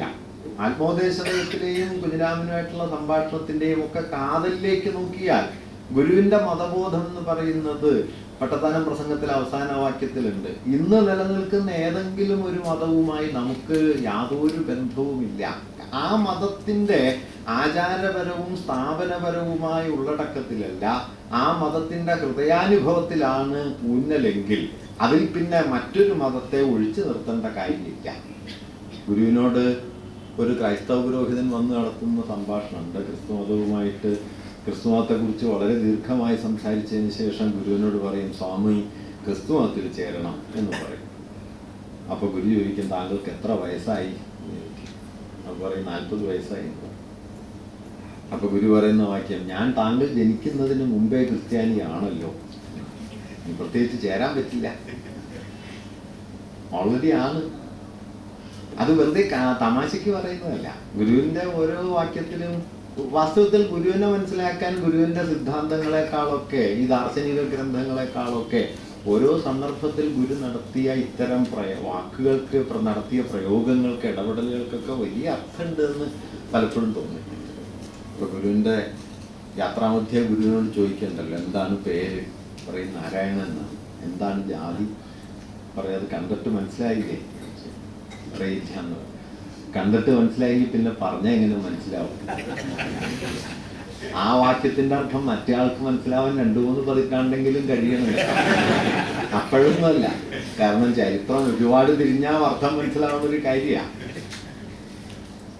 കാരണം എന്താന്ന് വെച്ചാൽ ഈ ജാതി എന്ന് പറയുന്നതിനെ ഗുരു അവസാനം എത്തിക്കുന്നുണ്ടല്ലോ. ജാതി നിങ്ങളുടെ ശരീരമാണ്, അത്ര അത് ചെറിയ ആശയമല്ല. ജാതി ശരീരം കൊണ്ടാണ് ജാതി ഒന്നായിരിക്കുന്നതെന്ന് പറയുന്നത് ഇന്ത്യയിലെ ജാതി വ്യവസ്ഥയുടെ ഹൃദയം കണ്ട ഒരു ആശയമാണ്. കാരണം ഇന്ത്യയിൽ ജാതി പ്രവർത്തിച്ചത് അമൂർത്തമായ ഒരു ആശയമായിട്ടൊന്നുമല്ല, ശരീരമായിട്ടാണ്. എന്താണ് ജാതി? ശരീരമാണ്. ശൂദ്രൻ, ചണ്ടാളൻ ആരാണ്? ചണ്ടാളൻ സഞ്ചരിക്കുന്ന പട്ടടയാണ്. ആരാണ്? എങ്ങനെയാണ് ജാതി അനുഭവിക്കുക? തൊട്ടുകൂടാ, മിണ്ടിക്കൂടാ, മിണ്ടിക്കൂടാ, വഴിയിലൂടെ നടന്നുകൂടാ. അങ്ങനെ ഒരാളുടെ ശരീരാന്തസ്സിനെ മുഴുവൻ ഇല്ലാതാക്കിക്കൊണ്ട് ഇപ്പോൾ 19-ാം നൂറ്റാണ്ടിൽ കേരളത്തിലെ ദളിത ജനത നിവർന്നു നടക്കാൻ കഴിയില്ലല്ലോ. പൊന്തക്കാടുകൾക്കിടയിലൂടെ നൂണ്ട് എഴഞ്ഞു നീങ്ങിയ ഒരു ജനതയാണ്. സ്വന്തം ശരീരത്തിൽ അഭിമാനം കൊള്ളാനായിട്ട് ഒരു ദളിതനും കഴിയുമായിരുന്നില്ല. അങ്ങനെ ജാതീയമായ ആധിപത്യത്തിന്റെ മുഴുവൻ പ്രവൃത്തി മണ്ഡലം വാസ്തവത്തിൽ ശരീരമാണ്. അതുകൊണ്ടാണ് കേരളത്തിലെ ഏറ്റവും വിപ്ലവകരമായ ആത്മീയ തത്വങ്ങൾ അവതരിപ്പിക്കുമ്പോൾ ഗുരു ശരീരത്തെ ഇത്ര ശക്തമായി എടുത്തു പറയുന്നതില്ലേ? ഒരു ജാതി, ഒരു മതം, ഒരു ദൈവം, മനുഷ്യന് ഒരു യോനി, ഒരാകാരം, ഒരു ഭേദവുമില്ലതിൽ. പിന്നെ പറയുമല്ലോ, നേരത്തെ പറഞ്ഞതുപോലെ ഉണർന്നു പെറുന്നതെല്ലാം ഒരു ഇനമാണ്. അത്രയേ ഉള്ളൂ ജാതി. ഉണർന്നു പെറുന്നത്, തമ്മിൽ ഇണചേർന്ന് അടുത്ത തലമുറയാകുന്നത് ഒരു ജാതി. അങ്ങനെ ജാതിയെ അതിൻ്റെ ഭൗതികതയിലും ജാതി അതിൻ്റെ ശാരീരികതയിലും വച്ച് ഗുരു എതിരിട്ടു എന്നുള്ളത് അത് വളരെ പ്രധാനപ്പെട്ട കാര്യമാണ്. കാരണം ശരീരത്തിൽ പ്രവർത്തിച്ചുകൊണ്ടിരുന്ന ജാതിയാണ് ഇന്ത്യയിൽ നിലനിന്നിരുന്നത്. ശരീരത്തിലാണ്, അല്ലാതെ ഒരു ആശയവ്യവസ്ഥയൊന്നുമല്ല. ശരീരമായി തീർന്നതാണ് ജാതി. അടികളെ കണക്ക് അകലത്തിലേക്ക് മനുഷ്യ ശരീരത്തെ തള്ളി മാറ്റിക്കൊണ്ട് അവനവന്റെ ശരീരം തന്നെ അവനവന് ഭാരമാണെന്ന് ഓരോരുത്തരെയും ബോധ്യപ്പെടുത്തിക്കൊണ്ടാണ് ജാതി പ്രവർത്തിച്ചുകൊണ്ടിരുന്നത്. അതുകൊണ്ടാണ് ഗുരു ജാതിയിലേക്ക് വരുന്നത്. ഞാൻ പറഞ്ഞത് വളരെ ആധുനികമായൊരു സാമൂഹ്യ ശാസ്ത്രപരമായ ഉൾക്കാഴ്ച ജാതിയെക്കുറിച്ചും മതങ്ങളുടെ രൂപീകരണത്തെക്കുറിച്ചും ഗുരു വച്ചു പുലർത്തിയിരുന്നു. പക്ഷെ അതിൻ്റെ പേരിൽ ഗുരു ഒരു യുക്തിവാദിയാണെന്നോ ആധുനിക യുക്തിബോധത്തിൻ്റെ ഒരു പ്രതിനിധിയാണെന്നോ പറയേണ്ടതുമില്ല. അതല്ലായിരുന്നു താനും. അങ്ങനെയാണ് എന്ന് പറഞ്ഞാൽ ഗുരു ആണെന്ന് സമ്മതിച്ചു തരും. അതിൽ പ്രശ്നമൊന്നുമില്ല. നമുക്ക് നിങ്ങളുടെ അഭിപ്രായമാണെന്ന് പറയും, പിന്നെ പ്രശ്നമില്ല. പക്ഷെ അങ്ങനെയല്ല, സൂക്ഷിച്ചു നോക്കിയാൽ അങ്ങനെയല്ല. അത് ഗുരുവിൻ്റെ ഒരു സവിശേഷമായൊരു വാദരീതിയുടെ പ്രശ്നമാണ്. എന്തായാലും ഞാൻ പറഞ്ഞു വന്നത്, ഇങ്ങനെ ഈ മതവും ജാതിയും എന്ന് പറയുന്നതിനെ അതിൻ്റെ ചരിത്രപരമായ അർത്ഥത്തിൽ ഒരു ഭാഗത്ത് കാണുക, മറുഭാഗത്ത് അതിൻ്റെ ധർമ്മശാസ്ത്രപരം എന്നൊക്കെ വിളിക്കാവുന്നൊരു തലത്തിലേക്ക് അതിനെ മതത്തെ മാറ്റിയെടുക്കുക. ആ ധാർമ്മിക തത്വം എന്ന് പറയുന്നത് പരസ്പര പൂരകമാണ്, പരസ്പര ആശ്ലേഷിയാണ് എന്ന് സ്ഥാപിക്കുക. ആ പരസ്പര ആശ്ലേഷി തത്വം വാസ്തവത്തിൽ സാമൂഹികമായി പ്രവർത്തനക്ഷമമാകേണ്ടതാണ് എന്ന് വരുത്തിച്ച്, അല്ലാതെ പരസ്പരപൂരകമായൊരു മൂല്യമാണ് മതം എന്ന് പറഞ്ഞ് വെറുതെ ഇരിക്കുകയല്ല, ദൈവാനുഭവം പരസ്പര പൂരകത്വമാണ് എന്ന് പറഞ്ഞ് വെറുതെ ഇരിക്കുകയല്ല, അപരത്വത്തിലേക്ക് തുറക്കുന്ന ആത്മമാണ് ദൈവഭാവന എന്ന് പറഞ്ഞ് അവസാനിക്കുകയല്ല. ഈ അപരത്വത്തിലേക്ക് തുറക്കുന്ന ആത്മഭാവനയ്ക്കൊരു പ്രവൃത്തി മണ്ഡലമുണ്ട്. ആ പ്രവൃത്തി മണ്ഡലത്തിലും ഗുരു ഇടപെടുന്നുണ്ട്. അതാണ് പ്രവൃത്തി ആരായത്. ആരില്ല, പ്രവൃത്തിയുണ്ട്. നമ്മുടെ നിത്യസന്യാസം ചെയ്തത്, സാധാരണ സന്യാസം ചെയ്തത് ഈ പ്രവൃത്തി മണ്ഡലത്തെ പുറത്തു നിർത്തിയിട്ട് അകത്തി ധ്യാനസ്ഥനാവുകയായിരുന്നു. ഗുരു പ്രവൃത്തി മണ്ഡലത്തിൽ ആരില്ലാതെ, താനല്ലാതെ, താൻ ഇതിനാൽ ബാധിതനാകാതെ ആ പ്രവൃത്തി മണ്ഡലത്തിൽ നിലക്കൊള്ളുകയും ചെയ്തു. അങ്ങനെ നമ്മുടെ സന്യാസത്തിന്റെ സാമാന്യമായ യുക്തിക്ക് കുറുകെ ഗുരു നീങ്ങുകയും ചെയ്തു. നേരത്തെ ഇവിടെ പറഞ്ഞല്ലോ, ഒരാൾക്ക് സന്യാസം സ്വീകരിക്കുമ്പോൾ എന്തു കൊടുക്കാം എന്ന് ചോദിച്ചാൽ എന്തു കൊടുക്കാം? അതൊരു ടൈ കൊടുക്കാം. ഇപ്പൊ ശിവഗിരി തീർത്ഥാടനത്തിന് കിട്ടൻ റൈറ്ററും വല്ലഭജേരി ഗോവിന്ദ വൈദ്യരും കൂടി ചെന്നിട്ട് സംസാരിച്ചു കഴിയുമ്പോഴാണ് ഈ പറഞ്ഞ 6-8 കാര്യങ്ങൾ. ആ 7 കാര്യങ്ങൾ ശ്രദ്ധിക്കണം കേട്ടോ.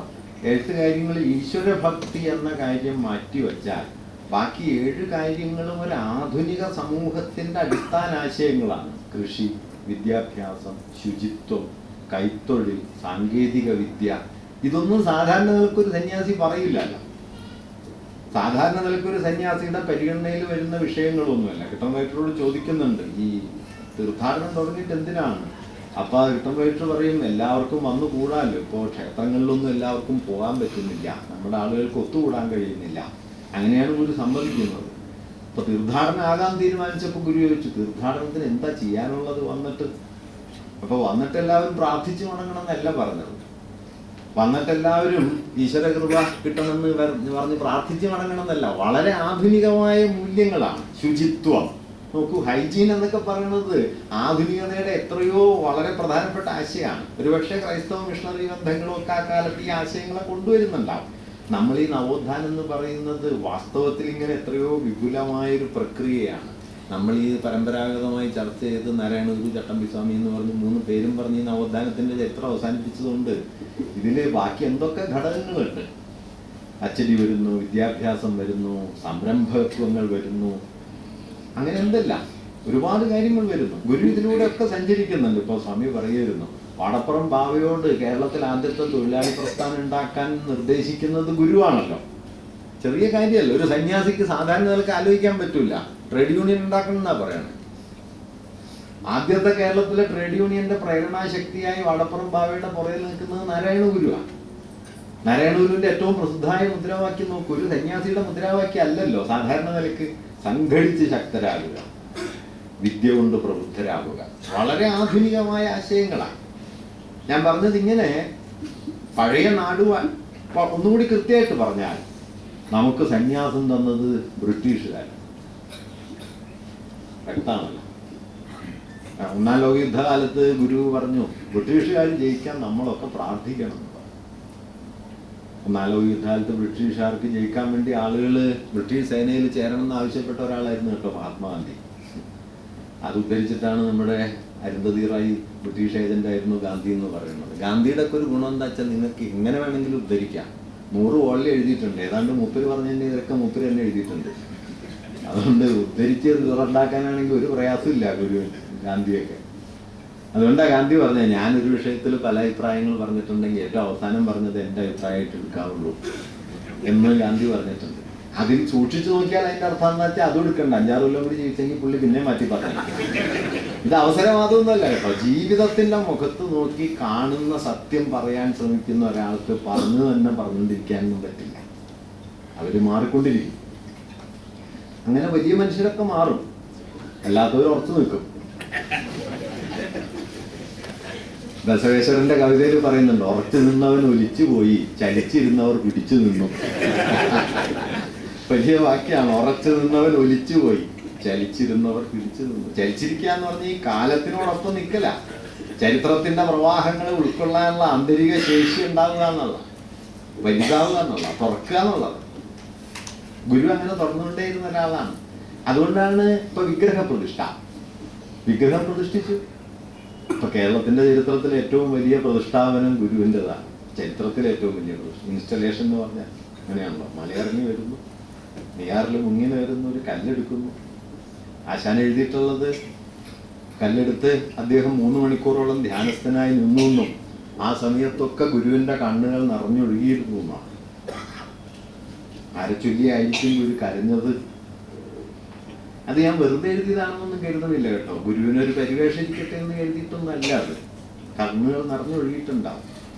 മഹത്വത്തിന്റെ അടയാളം എന്താന്ന് ചർച്ച ചെയ്യുമ്പോൾ ഈ ബർട്രാൻഡ് റസൽ ഒരിക്കൽ എഴുതുന്നുണ്ട്, unbearable pity towards the sufferings of the mankind. മനുഷ്യവംശത്തിന്റെ യാതനകളെ ചൊല്ലിയുള്ള അസഹനീയമായ കരുണയാണ്. ആ കരുണ ഉണ്ടെങ്കിൽ മാത്രമാണ്, തന്നെ കുറിച്ചല്ല, മനുഷ്യവംശത്തിന്റെ യാതനകൾ. ആ കരുണയാണ് ഒരുപക്ഷെ പ്രവർത്തിച്ചിട്ടുണ്ടാവുക. മാർക്സ് ഒരിക്കൽ എഴുതുന്നുണ്ട്, ഈ ലോകത്തിന്റെ ദുഃഖം കാണണ്ടെന്ന് കരുതിയിരുന്നെങ്കിൽ ഞാൻ ഓക്സ്ഫോർഡ് സർവകലാശാലയിലെ പ്രൊഫസറായി തീർന്നേനെ. ഞങ്ങളൊക്കെ എങ്ങനെയാണ് പ്രൊഫസർമാരായതെന്നൊന്നും കൂടി എൻ്റെ അടുത്തുണ്ട്. ഉദ്ധരിച്ചുകൂടാത്തതാണ്, സെൽഫ് ഡിഫീറ്റിംഗ് ആയ ഒരു വാക്യാണ്. എന്നാലും പറയും, അങ്ങനെ ആരോടുള്ള ആരെ ചൊല്ലിയാണ് കരയുന്നത്? ആരെ ചൊല്ലി നിറഞ്ഞൊഴുകിയ കണ്ണാണ്. അതിതായിരിക്കും. അങ്ങനെ കല്ലെടുത്ത് പ്രതിഷ്ഠിക്കുന്നു, ശിവനാവുന്നു. പിന്നെ അദ്ദേഹം ധാരാളം പ്രതിഷ്ഠകൾ നടത്തി.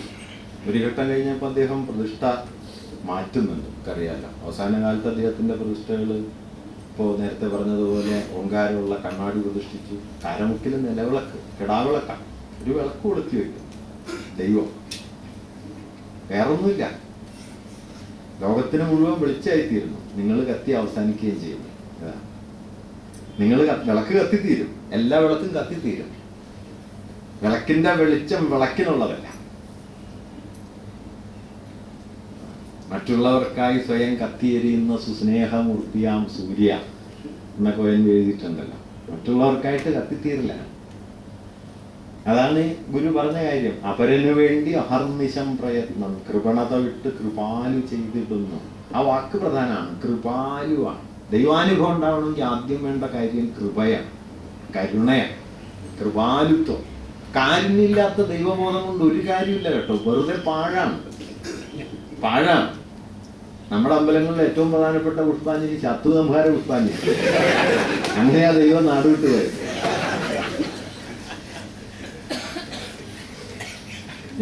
ഞാൻ ഒരുപാട് സ്ഥലത്ത് ഇത് പറഞ്ഞിട്ടുണ്ട്. ഞാൻ ഈ തൃപ്പൂണിത്തുറ ഒരു യോഗത്തിൽ പ്രസംഗിച്ചു കഴിഞ്ഞാൽ പോകാം. എൻ്റെ അടുത്ത് ഒരാൾ വന്നിട്ട് പറഞ്ഞു, മൂപ്പര് ദേവസ്വം ബോർഡ് ജീവനക്കാരനാണ്. അപ്പം മൂപ്പരുടെ അടുത്തൊരാൾ വന്ന് ശത്രുസംഹാര പുഷ്പാഞ്ജലിക്ക് ചീട്ടെഴുതിക്കാണ്, അമ്പലത്തിൽ ചീട്ടെഴുതണം. അപ്പൊ ശത്രുസംഹാര പുഷ്പാഞ്ജലി. അപ്പൊ പറഞ്ഞു പേരും നാളും പറയുന്നു. അപ്പൊ വന്നാൾ ചോദിച്ചു, അവന്റെ ആണോ? ആള് പറയരുത്, ഇമ്മാതിരി ഭക്തന്മാരാ. അവിടെയാണ് ഗുരു പറഞ്ഞ വാക്യ കാര്യം ഓർക്കുന്നില്ല. അപരനു വേണ്ടി അഹർനിശം പ്രയത്നം, കൃപണത വിട്ട് കൃപാലു ചെയ്തിടുന്നു. കൃപണൻ അധോമുഖനായി കിടന്നു ചെയ്യുന്ന അപജയകർമ്മം അവന് വേണ്ടി മാത്രം. ഒരുവന് നല്ലതും അന്യനല്ലലും ചേർപ്പൊരു തൊഴിൽ ആത്മവിരോധി ഓർത്തിടയണം. ആത്മവിരോധി എന്ന് പറഞ്ഞാൽ തനിക്കെതിരെന്നല്ല. ഒരുവന് നല്ലതും അന്യനല്ലലും ചേർപ്പൊരു തൊഴിൽ ആത്മവിരോധി. ഈ ആത്മസുഖാണ് മതം. സകലരും ഇങ്ങനെ സദാപി ചെയ്തിടുന്നു. ആത്മസുഖത്തിന് വേണ്ടിയിട്ടുള്ള പ്രവൃത്തിയാണ് മതം. നേരത്തെ സ്വാമി അത് പറയണ്ടായി.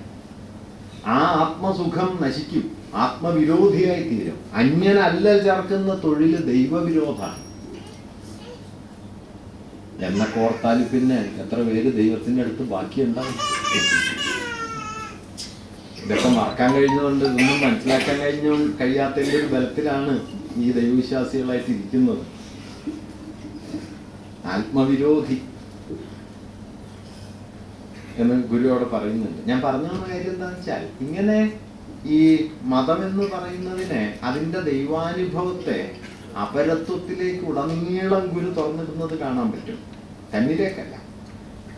അപ്പൊ താനും ബ്രഹ്മവും, ആത്മാവും ബ്രഹ്മവും തമ്മിലുള്ള പരമ്പരാഗത യുക്തിയിലേക്ക് ഗുരു കൊണ്ടുവരുന്ന ഒരു പ്രധാനപ്പെട്ട സംജ്ഞ ഈ അപരം എന്നുള്ളതാണ്. അത് പ്രധാനപ്പെട്ട ഒരു ആശയമാണ്. ഈ ആത്മോപദേശ ശതകത്തിലൊക്കെ അലയടിച്ചുകൊണ്ടിരിക്കുന്ന ഒരു വാക്കാണ്. ഞാനത് കുറച്ച് പിന്നാലെ പറയാം. ഇവിടെ ഒരു സംഗതി ഉള്ളത്, ഇപ്പോ ഹിന്ദുമതം അല്ലെങ്കിൽ മറ്റേതു മതമാവട്ടെ, ഇപ്പൊ ഹിന്ദുമതത്തിന്റെ കാര്യം എടുത്താൽ, ഹിന്ദുമതം എന്ന വാക്ക് അല്ലെങ്കിൽ ഹിന്ദു ഒരു മതരൂപമായി സങ്കല്പിക്കപ്പെട്ടത് എപ്പോഴാണ്? ലളിതമായിട്ട് പറഞ്ഞാൽ 19-ാം നൂറ്റാണ്ടിലാണ്. അതിനു മുമ്പ് അതിന് മതസൂചകമായ അർത്ഥമൊന്നുമില്ല ഈ വാക്കിന്. വാക്ക് തന്നെ വളരെ പിൽക്കാലത്തേതാണ്. ഇപ്പോ ഹിന്ദുമതത്തിന്റെ അടിസ്ഥാന ഗ്രന്ഥങ്ങൾ എന്ന് പറയുന്ന ഒന്നിലും ഹിന്ദു എന്നുള്ള വാക്കില്ല. മഹാഭാരതത്തിലില്ല, രാമായണത്തിലില്ല, ചതുർവേദങ്ങളിലില്ല, ദശോപനിഷത്തുകളിലില്ല, ഒന്നിലുമില്ല. ക്രിസ്തുവർഷം ആദ്യ നൂറ്റാണ്ടുകളാകുമ്പോഴേ ഈ വാക്ക് വരുന്നുള്ളൂ. അത് പ്രാചീന പേർഷ്യൻ ഭാഷയിൽ നിന്ന് കൈമാറി വന്നതുമാണ്. സിന്ധുക്കൾ, സിന്ധു തീരവാസികൾ എന്നതിന് ഉച്ചാരണ ഭേദം വന്നുണ്ടായ വാക്കാണ് ഹിന്ദുക്കൾ. ഇപ്പൊ വിവേകാനന്ദനൊക്കെ തന്നെ അത് വിശദീകരിച്ചിട്ടുണ്ട്. വിവേകാനന്ദൻ പിന്നെ ഒരു ഹിന്ദുവിനൊരു എന്താ പറയാ, ഒരു വിഗ്രഹാർത്ഥമൊക്കെ കൊടുക്കാൻ ശ്രമിച്ചിട്ടുണ്ട്. ഹിംസ ചെയ്യാത്തവനാണ് ഹിന്ദു. അത് മൂപ്പരുടെ ഒരു മോഹമാണ്. ആയാ നല്ലതാണ്, അങ്ങനെ വാദിക്കുന്നു. ഹിംസ ചെയ്യാത്തവനാണ് ഹിന്ദു എന്നൊക്കെ വിവേകാനന്ദൻ ഒരു ഇത് കൊണ്ടുവരുന്നുണ്ട്. എന്തായാലും അങ്ങനെ വളരെ വൈകാണ്. അതുകൊണ്ട് റോമില ഥാപ്പർ പറയുന്ന കൗതുകമുള്ളൊരു കാര്യമുണ്ട്. ഇന്ത്യ ഭരിച്ചിരുന്ന 5 മഹാചക്രവർത്തിമാരിൽ ഹിന്ദുവായിട്ടൊരാളാണല്ലോ ഉള്ളത്, വിക്രമാദിത്യൻ. അതും ഓർക്കേണ്ട കാര്യമാണ് കേട്ടോ. ഇന്ത്യ ഹിന്ദുവിന്റെ നാടാണെന്നാണല്ലോ എല്ലാ ദിവസവും ഇപ്പൊ കേൾക്കുക. അപ്പുറത്തേക്കൊരു ടിക്കറ്റ് റെഡി ആയിട്ടിരിക്കുന്നു. ആ ടിക്കറ്റ് ആദ്യം കൊടുക്കേണ്ടിരുന്ന ഒരാള് വാസ്തവത്തിൽ ഗാന്ധിജിയാണ്. നമ്മളിപ്പോ അത്, കാരണം ഇന്ത്യക്കെതിരെ പാകിസ്ഥാന് വേണ്ടി നിരാഹാരം കിടന്ന ആളായിരുന്നു ഗാന്ധിജി. വിഭജന സമയത്ത് പാകിസ്ഥാന് കൊടുക്കാനുള്ള പണം കൊടുക്കാൻ ഇന്ത്യ ഗവൺമെന്റ് മടിച്ചപ്പോ അത് കൊടുക്കണമെന്ന് ആവശ്യപ്പെട്ട് നിരാഹാരം കിടന്ന ആളാണ് ഗാന്ധിജി. ഇന്ത്യയുടെ രാഷ്ട്രപിതാവാണ്. ദേശീയത എന്നുള്ളതിന്റെ വലിയ അർത്ഥം വരണ അവിടെയൊക്കെ വെച്ചാ. നിങ്ങൾ എവിടെയാണ് ഈ ദേശത്തെ കാണുന്നത്? രാഷ്ട്രപിതാവാണ്. നിരാഹാരം കിടക്കുന്നത് പാകിസ്ഥാന് വേണ്ടിയിട്ടാണ്. അതിൽ പ്രകോപിതനായിട്ടാണ് ഗോഡ്സെ ആദ്യം വെടിവെച്ച് കൊല്ലാൻ ശ്രമിക്കുന്നത്. ആദ്യത്തേതിൽ ഭരിച്ചില്ല, രണ്ടാമത്തതാണ് അദ്ദേഹം വെടിവെച്ച് കൊന്നു.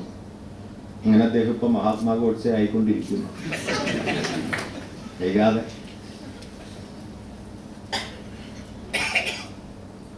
ഞാൻ പറഞ്ഞതെന്താ വെച്ചാൽ, ഗാന്ധി ഈ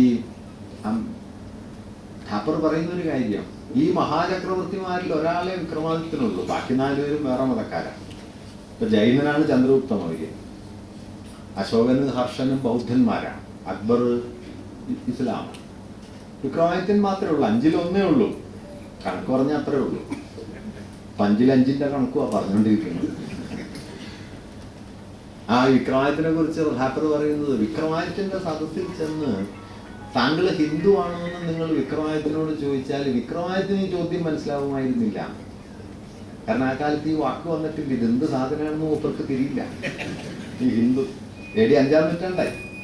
5-ാം നൂറ്റാണ്ടിനും 19-ാം നൂറ്റാണ്ടിനും ഇടയിൽ ഹിന്ദു എന്നുള്ള വാക്ക് ഇന്ത്യക്കാർ എന്നുള്ള സാമാന്യ അർത്ഥത്തിലും ഒരു ധർമ്മം, ഹിന്ദു ധർമ്മം എന്ന അർത്ഥത്തിലും പ്രദേശവാസികൾ എന്നുള്ള അർത്ഥത്തിലും ഒക്കെ വന്നു പോകുന്നുണ്ട്. ഇപ്പൊ മാർക്സ് വരെ ഇന്ത്യക്കാരെ സൂചിപ്പിക്കാൻ ഉപയോഗിച്ച വാക്ക് ഹിന്ദുക്കളാണ് ഒരു ഘട്ടത്തിൽ. അതിനെ പരമേശ്വരൻ പറഞ്ഞെന്താ വെച്ചാൽ, ഇന്ത്യ ഹിന്ദുക്കളുടെതാണെന്ന് മാർക്സ് വരെ സമ്മതിച്ചെങ്കിൽ മാർക്സിസ്റ്റുകാർ സമ്മതിക്കില്ല. എന്ത് ചെയ്യും?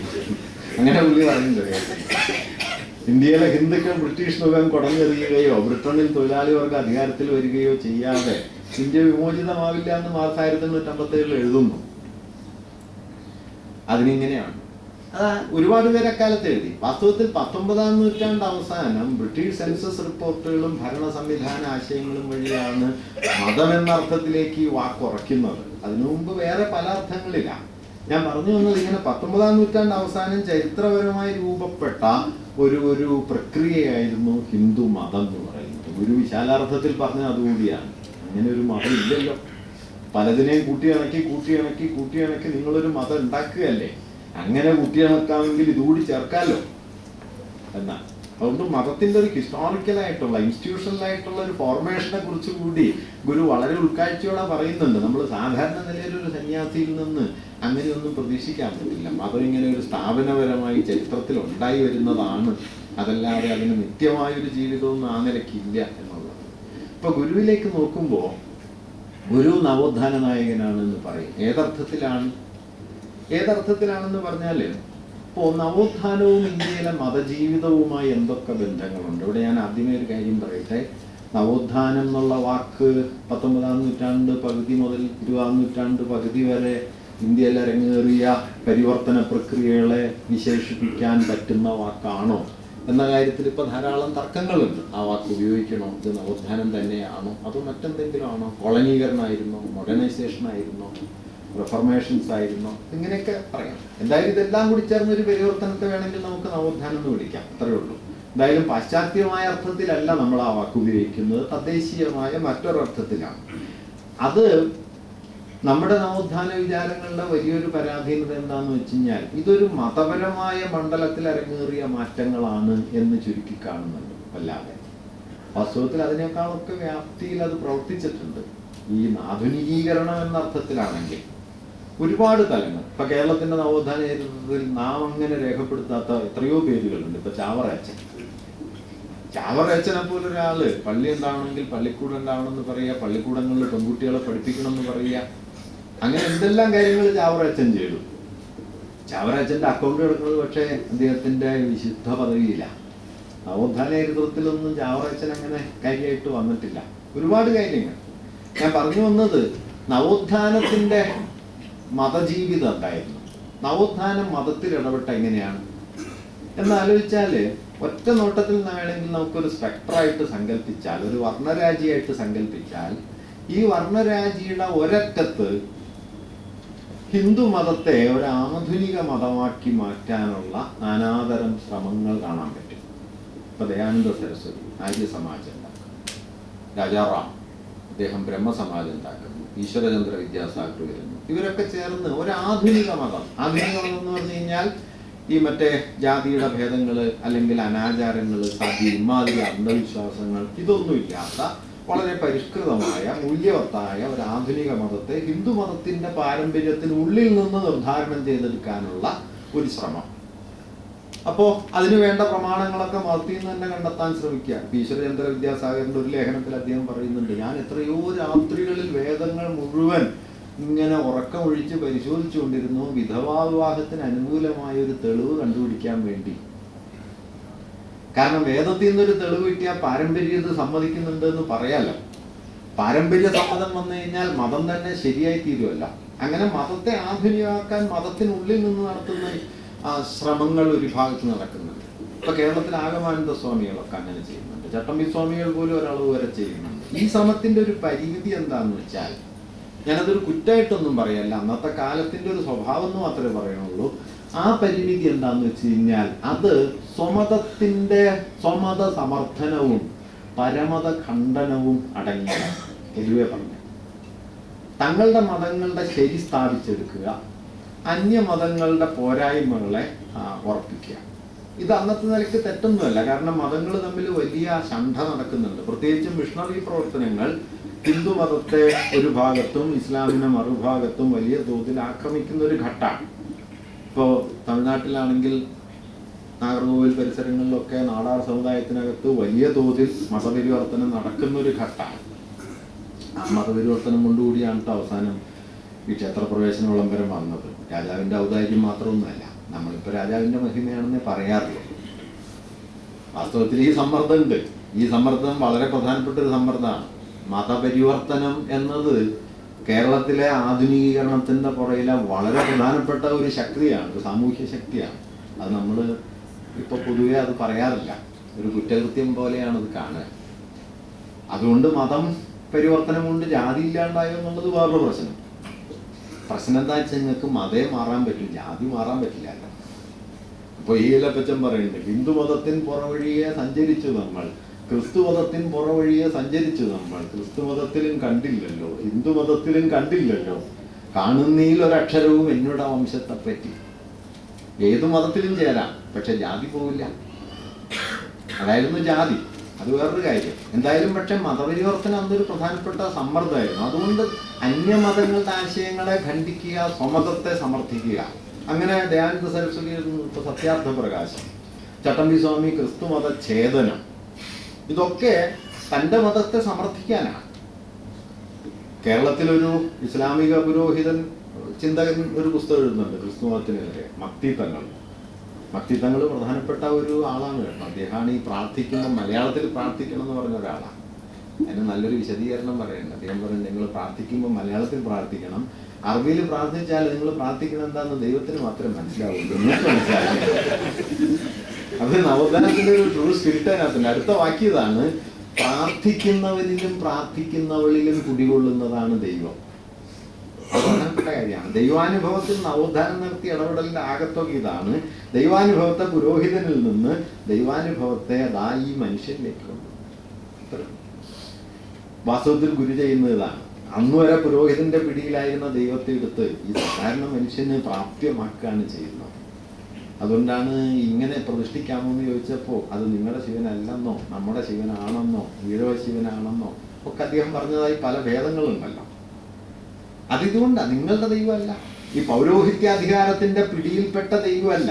പൗരോഹിത്യാധികാരത്തിൽ നിന്ന് വിമോചിതമായ, ജനാധിപത്യവൽക്കരിക്കപ്പെട്ട, ദൈവാനുഭവത്തിന്റെ ഒരു വലിയ തുറക്കല, ജനാധിപത്യത്തിലേക്ക്, ആധുനികതയിലേക്ക് ദൈവത്തെ തുറക്കുക. പ്രാർത്ഥിക്കുന്നവനിലും പ്രാർത്ഥിക്കുന്നവളിലും കുടികൊള്ളുന്ന ദൈവം. അങ്ങനെ പറഞ്ഞത്, ഈ മക്തിത്തങ്ങള് എഴുതിയ പുസ്തകം, ഈ ക്രിസ്തുമതത്തിന് എഴുതിയിരുന്ന പുസ്തകമുണ്ട്. എൻ്റെ പേര് കേട്ടാൽ തന്നെ പേടിയാവും, കഠോര കുഠാരൻ. ക്രിസ്തുമതത്തിനെതിരെ ഇതിലൊക്കെ അന്യമത ഖണ്ഡനാണ്. നിങ്ങൾ ഗുരുവിൽ നോക്കൂ. ഇത് അന്നത്തെ ഒരു പൊതുരീതിയാണ്. സ്വമതം ശരിയെന്ന് സമർത്ഥിക്കുക, അതിൻ്റെ തത്വങ്ങളെ പറഞ്ഞുറപ്പിക്കുക, അതിനെ ആധുനികമാക്കാൻ ശ്രമിക്കുക, അന്യമത തത്വങ്ങളെ നിഷേധിക്കുക, നിരസിക്കുക. ഗുരുവിനെ നോക്കൂ. ഗുരു ഒരിക്കലും തനിക്കൊരു മതബോധം ഉണ്ടെന്നോ ആ മതബോധം മാത്രമാണ് ശരിയെന്ന് ഇവിടെയും പറയുന്നില്ല. അപ്പോൾ ഗുരു നേരിട്ട് അത് പറഞ്ഞ ഒരാൾ ഗാന്ധിയാണ്. സത്യാഗ്രഹ സമയത്ത് ഗാന്ധി കാണാൻ വരുമ്പോൾ ഗാന്ധി ഗുരുവിനോട് ചോദിക്കും, ഹിന്ദുമതം മോക്ഷത്തിന് പര്യാപ്തമാണെന്ന് അങ്ങ് കരുതുന്നുണ്ടോ? ഉണ്ടെന്നോ ഇല്ലെന്ന് പറഞ്ഞാൽ മതി, ഒരർത്ഥത്തിൽ അസോർണ പ്രശ്ന. പക്ഷെ ഗുരു അങ്ങനെയൊന്നുമല്ല പറഞ്ഞത്. ഗുരു പറഞ്ഞത് ഇത് മറ്റെല്ലാ മതങ്ങളിലും മോക്ഷമാർഗങ്ങൾ ഉണ്ടല്ലോ എന്നാണ്. അത് വലിയൊരു ഉത്തരം. മോക്ഷം എന്നുള്ളത് ഏതെങ്കിലും ഒരു മതത്തിന്റെ വിശേഷാവകാശമല്ല, ഏത് മതത്തിനും. ഗാന്ധിക്ക് അന്ന് തൃപ്തിയായിട്ടില്ല. ഗാന്ധി ചോദിച്ചു, മറ്റു മതങ്ങളുടെ കാര്യം ഇരിക്കട്ടെ, ഹിന്ദു മതത്തിന്റെ കാര്യമാണ് ഞാൻ ചോദിച്ചത്. അപ്പൊ ഗുരു നല്ല മറുപടി പറയുന്നുണ്ട്, അതിൻ്റെ ഇന്നത്തെ നില വെച്ച് നോക്കിയാൽ അങ്ങ് ഒരുപാട് ജന്മം ഇനി ജനിക്കേണ്ടി വരും. ഈ ഹിന്ദു മതം എന്ന് പറയുന്നതിനെ കൊണ്ട് ഈ നാട്ടിലെ മനുഷ്യന്മാർക്ക് മോക്ഷം കിട്ടണമെങ്കിൽ എത്ര ഗാന്ധി വേണ്ടി വരും? ഗാന്ധി എല്ലാം റദ്ദായിപ്പോയി. അത് അന്ന് ഗുരു പറയുന്നുണ്ട്, അങ്ങ് ഒരുപാട് ജന്മം ജനിക്കേണ്ടി വരും. ഇത് ഉടനീളം കാണാം. ഇപ്പൊ ദൈവദശകം ഇപ്പൊ മലയാളത്തിൽ എഴുതപ്പെട്ട ആദ്യത്തെ ഒരു മതനിരപേക്ഷ പ്രാർത്ഥന കൂടിയാണ് ഒരർത്ഥത്തിൽ. ദൈവത്തെ ഗുരു മതത്തിൽ നിന്ന് മോചിപ്പിച്ചിട്ട് വേറൊരു നിലയിൽ എത്തിക്കാം. ഗുരു അദ്വൈതിയാണല്ലോ, രണ്ടില്ല. പക്ഷെ പ്രാർത്ഥന തുടങ്ങുന്നത് തനിക്ക് അപ്പുറമുള്ള ഒരു ദൈവത്തെ അഭിസംബോധന ചെയ്തിട്ട് കൂടിയാണ്. ദൈവമേ കാത്തുകൊള്ളുക അങ്ങ്, കൈവിടാതിങ്ങ് ഞങ്ങളെ, നാവികണ്ണി ഭവാബ്ധിക്കൊരാവി വൻതോണി മുൻപദം. ആവി വൻതോണി എന്നുള്ള വാക്കൊക്കെ പ്രധാനമാണ് കേട്ടോ. ആവിയന്ത്രം വന്ന കാലാണ്. ചരിത്രം നമ്മൾ അറിയാതെ നമ്മുടെ ഭാഷയിൽ പ്രവർത്തിക്കുന്നത് ആവി വൻതോണി, ആവി വൻതോണി നിൻപദം. എന്തിനാണ് തൻ്റെ ഒരു അടിസ്ഥാന തത്വത്തെ ഉൾക്കൊള്ളാത്ത ഈ ഒരു തുടക്കം? കാത്തുകൊള്ളുക അങ്ങ്, കൈവിടാതിങ്ങ് ഞങ്ങൾ. മഹാഭൂരിപക്ഷം മനുഷ്യന്റെ ദൈവം ഇതാണല്ലോ, അല്ലാതെ ഞാനും നീ ഏകാണ് എന്നൊന്നും അല്ലല്ലോ. കാക്കുന്ന ദൈവം. അതുകൊണ്ട് അവിടെയാ തുടങ്ങുക. മൂന്നാമത്തെ ശ്ലോകത്തില് ക്രിസ്തുവിനെ വേണമെങ്കിൽ കാണാം. അന്നവസ്ത്രാദി മുട്ടാതെ തന്ന് രക്ഷിച്ച് ഞങ്ങളെ ധന്യരാക്കുന്ന നീ ഒന്ന് തന്നെ ഞങ്ങൾക്ക് തമ്പുരാൻ. അപ്പവും വസ്ത്രവും നൽകുന്ന ദൈവം ക്രിസ്തു കൂടിയാണ്. ക്രൈസ്തവമായ രാശിയാണ്. അവസാനം എത്തുമ്പോൾ ബുദ്ധനെ കാണാം. ജയിക്കുക മഹാദേവ, ജയിക്കുക ദയാസിന്ധോ, ദീനാവന പരായണ. അവസാന ശ്ലോകത്തിൽ ഗുരുവിന്റെ ദർശനം പിന്നെയും വരും. ആഴമേറും നിൻ മഹസാം ആഴിയിൽ ഞങ്ങളാകവേ ആഴണം വാഴണം നിത്യം വാഴണം വാഴണം സുഖം. ഞാൻ പറയുന്ന അതിനു മുമ്പ് പറഞ്ഞതൊക്കെ തെറ്റാണെന്ന് ഗുരു കരുതണ്ടോ? അന്നവസ്ത്രം തരുന്ന ദൈവം അത് തെറ്റാണോ? അല്ല. ദയാസിന്ധു, ദിനാവന പരായണൻ, ഇതൊന്നും തെറ്റായിട്ട് കരുതല്ല. ഇങ്ങനെ മനുഷ്യർ ദൈവത്തെ പല രൂപത്തിൽ കാണുന്നു. ആ ദൈവത്തെ മുഴുവൻ ഗുരു സംഗ്രഹിക്കുന്നു. അതുകൊണ്ടാണ് സത്യാർത്ഥ പ്രകാശത്തിൽ ക്രിസ്തുവിനെ കാര്യമായ വിവരമില്ലാത്ത ഇഗ്നോറന്റ് എന്നാണ് ദയാനുസരിച്ചത്. ഇഗ്നോറന്റ്. നബിയെ എഴുതുന്നത് ഇമ്പോസ്റ്റർ എന്നാണ്. ഇമ്പോസ്റ്റർ എന്നൊക്കെ പറഞ്ഞു കഴിഞ്ഞാൽ ഏതാണ്ട് കപടനാട്യക്കാരെന്നോ കൗശലക്കാരെന്നോ ഒക്കെ. ഇമ്പോസ്റ്റർ. ഗുരു എന്താ എഴുതിയെന്നറിയാം? മലയാളത്തില് ക്രിസ്തുവിന് കിട്ടിയ ഏറ്റവും വലിയ വിശേഷണം ഗുരുവിൻ്റെയാണ്. പരമേശ പവിത്ര പുത്രൻ എന്നാണ്. കരുണാവാൻ നബി മുത്തുരത്നം എന്നാണ്. അങ്ങനെ ഞാൻ പറഞ്ഞു വന്നത്, സ്വമതം ശരിയും അന്യമതം തെറ്റുമെന്ന് വാദിക്കപ്പെട്ടിരുന്ന മതവ്യവഹാരത്തിന്റെ ഒരു ചരിത്ര സന്ദർഭമാണ് പൊതുവെ പറഞ്ഞു കഴിഞ്ഞാൽ നമ്മുടെ നവോത്ഥാനത്തിനകത്തുണ്ടായിരുന്നത്. ആ മതവ്യവഹാരത്തിന്റെ അകത്ത് ഒരു മതതത്വത്തെ സ്ഥാപിക്കുകയല്ല ഗുരു ചെയ്തത്, ഈ മതവ്യവഹാരങ്ങളെ ഭേദിക്കുകയാണ്. അല്ലാതെ നവോത്ഥാനത്തിന്റെ മതവ്യവഹാരത്തിനുള്ളിലല്ല ഗുരു. ആ മതവ്യവഹാരത്തിന്റെ യുക്തികളെ ഭേദിക്കുകയാണ് ചെയ്തത് ചരിത്രപരമായി. ആധുനികമായ ഒരു ഹിന്ദുമതം ഉണ്ടാക്കാൻ ഒരർത്ഥത്തിൽ ബംഗാളി ഭദ്രലോകിന്റെയും സവർണമായ ഒരു മതനവീകരണ പാരമ്പര്യത്തിന്റെയും വഴിയിലുണ്ടായ ശ്രമങ്ങൾക്കകത്ത് ഗുരു നിൽക്കുന്നില്ല. വേദങ്ങളിൽ നിന്നോ അല്ലെങ്കിൽ മറ്റെന്തെങ്കിലും മൂല്യങ്ങളിൽ നിന്നോ സനാതനമായ ചില തത്വങ്ങളെ കണ്ടെത്തി അതിലടിയുറച്ചൊരു ആധുനിക ഹിന്ദുമതം ഗുരുവിന്റെ താല്പര്യമല്ല, അതിനെതിരൊന്നുമല്ല. അങ്ങനെ ഒരു മൂല്യമായി നിങ്ങൾ മതത്തെ കൊണ്ടു നടക്കുന്നെങ്കിൽ നല്ലത്. പക്ഷെ അത് സ്ഥാപിച്ചെടുക്കൽ ഗുരുവിന്റെ ലക്ഷ്യമല്ല. ഞാൻ പറഞ്ഞു വന്നത്, ഗുരു ജീവിച്ച കാലത്തെ മതസംവാദങ്ങളുടെയും മതപരമായ ഒരു വ്യവഹാരത്തിന്റെയും മണ്ഡലത്തെ അദ്ദേഹം ഭേദിച്ചിരുന്നു, മറികടന്നിരുന്നു എന്നുള്ളത് ഗുരുവിനെ കുറിച്ചുള്ള ചർച്ചയിൽ വളരെ പ്രധാനപ്പെട്ട ഒരു കാര്യമാണ്. ഗുരു മതത്തെ അതിൻ്റെ കാതലായ ഹൃദയാനുഭവത്തിലേക്ക് കൊണ്ടുവന്നു എന്നുള്ളതാണ് പ്രധാനപ്പെട്ട കാര്യം. നേരത്തെയുള്ള സമയത്ത് പറയണ്ടേ, അദ്ദേഹം അദ്വൈതവാദിയായിട്ടല്ല അദ്വൈതിയായിട്ട് ജീവിച്ചു. അദ്വൈത അനുഭവമാണ്, അദ്വൈതവാദമല്ല. ഇത് രണ്ടും രണ്ട് കാര്യമാണ്. അദ്വൈതവാദം എന്താന്ന് പറഞ്ഞാൽ രണ്ടില്ലാന്ന് തർക്കിച്ചുകൊണ്ടിരിക്കലാണ്. വിവേകാനന്ദം പറയുന്നുണ്ട്, നിങ്ങൾക്ക് വേദാന്തം വേണ്ടത്രയുണ്ട്, നിങ്ങൾക്ക് പ്രായോഗിക വേദാന്തം ഇല്ല. അതായത് നിങ്ങൾ രണ്ടില്ല എന്ന് പറയുകയും 2000 തരമായിട്ട് ജീവിക്കുകയും ചെയ്യും. ഒരാത്മനിന്ദയും തോന്നിയിട്ടില്ല. 10,000 കൊല്ലം ജീവിച്ചിട്ട് ഒരു ആത്മനിന്ദ തോന്നിയില്ല. ഇതിനേക്കാൾ വഞ്ചകമായി മറ്റെന്തുണ്ട്? വിവേകാനന്ദൻ ശങ്കരാചാര്യരെ കുറിച്ച് പറഞ്ഞൊരു വാക്യം അവിടെ ഓർക്കാവുന്നതാണ്. ശങ്കരനെ നോക്കൂ, എന്തൊരു ബുദ്ധിശക്തിയാണ്, എന്തൊരു പാണ്ഡിത്യമാണ്, എന്തൊരു തർക്കശേഷിയാണ്, പക്ഷെ കാരുണ്യമില്ല. കാരുണ്യമില്ലെങ്കിൽ മതം ഉണ്ടാവും, ദൈവാനുഭവം ഉണ്ടാവും. കാരുണ്യം അത് പ്രധാനമാണ്. ഗുരു അതിലേക്കാണ് ഈ അനുഭവത്തെ കൊണ്ടുവന്നത്. ഏകം എന്ന് പറഞ്ഞത് വാസ്തവത്തിൽ ഏകത്തെ ഒരു അനുഭവമാക്കി കഴിഞ്ഞാൽ ആദ്യത്തെ പ്രശ്നം എന്താണ്? ഇന്ത്യയിലെ ആദ്യത്തെ പ്രശ്നം ജാതിയാണ്. ജാതി നിലനിൽക്കുമ്പോൾ പിന്നെ ഏകമില്ല, മതഭേദം നിലനിൽക്കുമ്പോൾ ഏകമില്ല. അതുകൊണ്ട് ജാതിയും മതവും പരിഹരിക്കപ്പെടാതെ ജാതിഭേദം അവസാനിക്കുകയും ജാതി ഇല്ലാതാവുകയും മതഭേദം അവസാനിക്കുകയും ചെയ്യണം. ഗുരു അത് പറയുന്നുണ്ട്. മതപ്പോരിന് അവസാനം ഉണ്ടാവണമെങ്കിൽ സമബുദ്ധിയോടുകൂടി എല്ലാവരും എല്ലാ മതങ്ങളും പഠിക്കണം. അപ്പോൾ പ്രധാന തത്വങ്ങൾ തമ്മിൽ മതങ്ങൾക്കിടയിൽ വ്യത്യാസമില്ലെന്ന് മനസ്സിലാവും. അങ്ങനെ വെളിപ്പെട്ടു വരുന്നതാണ് നാം പറയുന്ന മതം. ജാതിയില്ല, മതഭേദം എന്ന് പറയുന്നത് അപ്രസക്തവുമാണ്. ഈ ഏകമെന്ന് പറയുന്നതിനെ, ഞാൻ പറഞ്ഞു വന്നത്, ഏകമെന്ന് പറയുന്നതിനെ ഒരു അനുഭൂതിയുടെ തലത്തിലേക്ക് കൊണ്ടുവരികയായിരുന്നു. അതുകൊണ്ടാണ് സ്വാമി നേരത്തെ പറഞ്ഞതിലൊരു വലിയ കാര്യമുള്ളത്. അതായത് ഗുരു വെറും ഒരു പരിഷ്കർത്താവാണ് എന്ന് കരുതുന്നതിൽ വലിയ പരിമിതിയുണ്ട്. നവോത്ഥാനത്തിന്റെ ഒരു പരിഷ്കരണ യുക്തിയോട് ഗുരു ചേർന്ന് നിന്നിട്ടുണ്ടെന്നുള്ള കാര്യത്തിൽ സംശയമൊന്നുമില്ല. ആധുനികതയുടെ വലിയ മൂല്യങ്ങൾ അദ്ദേഹം സ്വാംശീകരിച്ചു. അദ്ദേഹം വിദ്യാലയങ്ങൾക്ക് വേണ്ടി ഇപ്പോൾ 1917 അദ്ദേഹം പറഞ്ഞു, ക്ഷേത്രങ്ങൾ ജാതി വ്യത്യാസമില്ലാത്ത ഇടങ്ങളായി തീരുമെന്ന് നാം പ്രതീക്ഷിച്ചിരുന്നു. ക്ഷേത്രങ്ങൾ ജാതി വ്യത്യാസം വർദ്ധിപ്പിക്കുന്നു. അതുകൊണ്ട് ഇനി ദേവാലയങ്ങൾ വേണ്ട, വിദ്യാലയങ്ങൾ മതി എന്ന് അദ്ദേഹം പറയുന്നുണ്ട്. എന്തിനാണ് ക്ഷേത്രം എന്ന് ചോദിച്ചാൽ, ക്ഷേത്രം അതിൽ തന്നെ ഒരു ലക്ഷ്യമായിട്ടല്ല, ക്ഷേത്രം ഒരു മാർഗമായിട്ടായി ജാതി വ്യത്യാസത്തെ ഇല്ലാതാക്കാൻ, ഏകാനുഭവത്തിലേക്ക് വരാൻ. ആ വരാനുള്ള വഴിയായതുകൊണ്ടാണ് പ്രതിഷ്ഠിച്ച് വന്ന് പിന്നെ ഈ പറയുന്നിടത്തേക്ക് എത്തിയത്, വിളക്കിലേക്ക് എത്തി. ഏറ്റവും അവസാനത്തെ ഇതാണല്ലോ സത്യം, ധർമ്മം, ദയ, ശാന്തി. 4 വാക്കാണ് മുരിക്കുമ്പുഴയിലെത്തുമ്പോൾ 4 വാക്കിൽ അവസാനിക്കുന്നു. ഈ 4 വാക്കിൽ അവസാനിക്കുന്നു ദൈവബോധം, സത്യം, ധർമ്മം, ദയ, ശാന്തി. ഈ 4 വാക്ക്. അതുകൊണ്ട് ദൈവം എന്ന് പറയുന്നത് ഈ പ്രതിഷ്ഠിക്കപ്പെട്ട വിഗ്രഹമൊന്നുമല്ല. പ്രതിഷ്ഠിക്കപ്പെട്ട വിഗ്രഹമൊക്കെ വിഗ്രഹത്തിൽ ദൈവത്തെ കണ്ടവരുടെ വിഗ്രഹം ദൈവമാണ്, ഗുരുവിന്റെ ദൈവമൊന്നുമല്ല.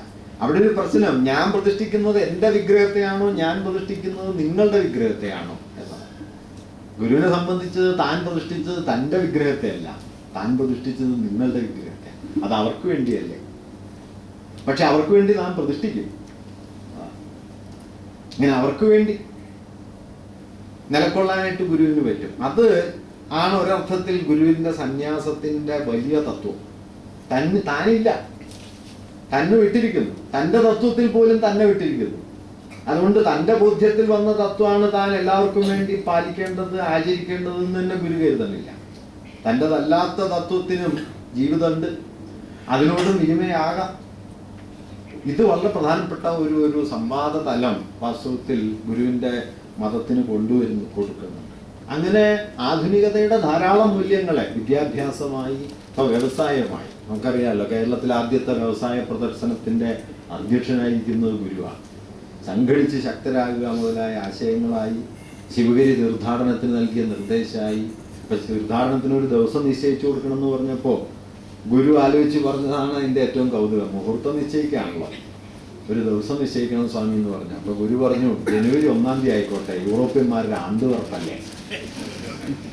നമുക്ക് ഒരു തീർത്ഥാടനം എന്നൊക്കെ പറയുന്ന പരമ്പരാഗതമായ ഒരു ആശയത്തെ ഗുരു നേരിടുന്ന രീതിയാണ്.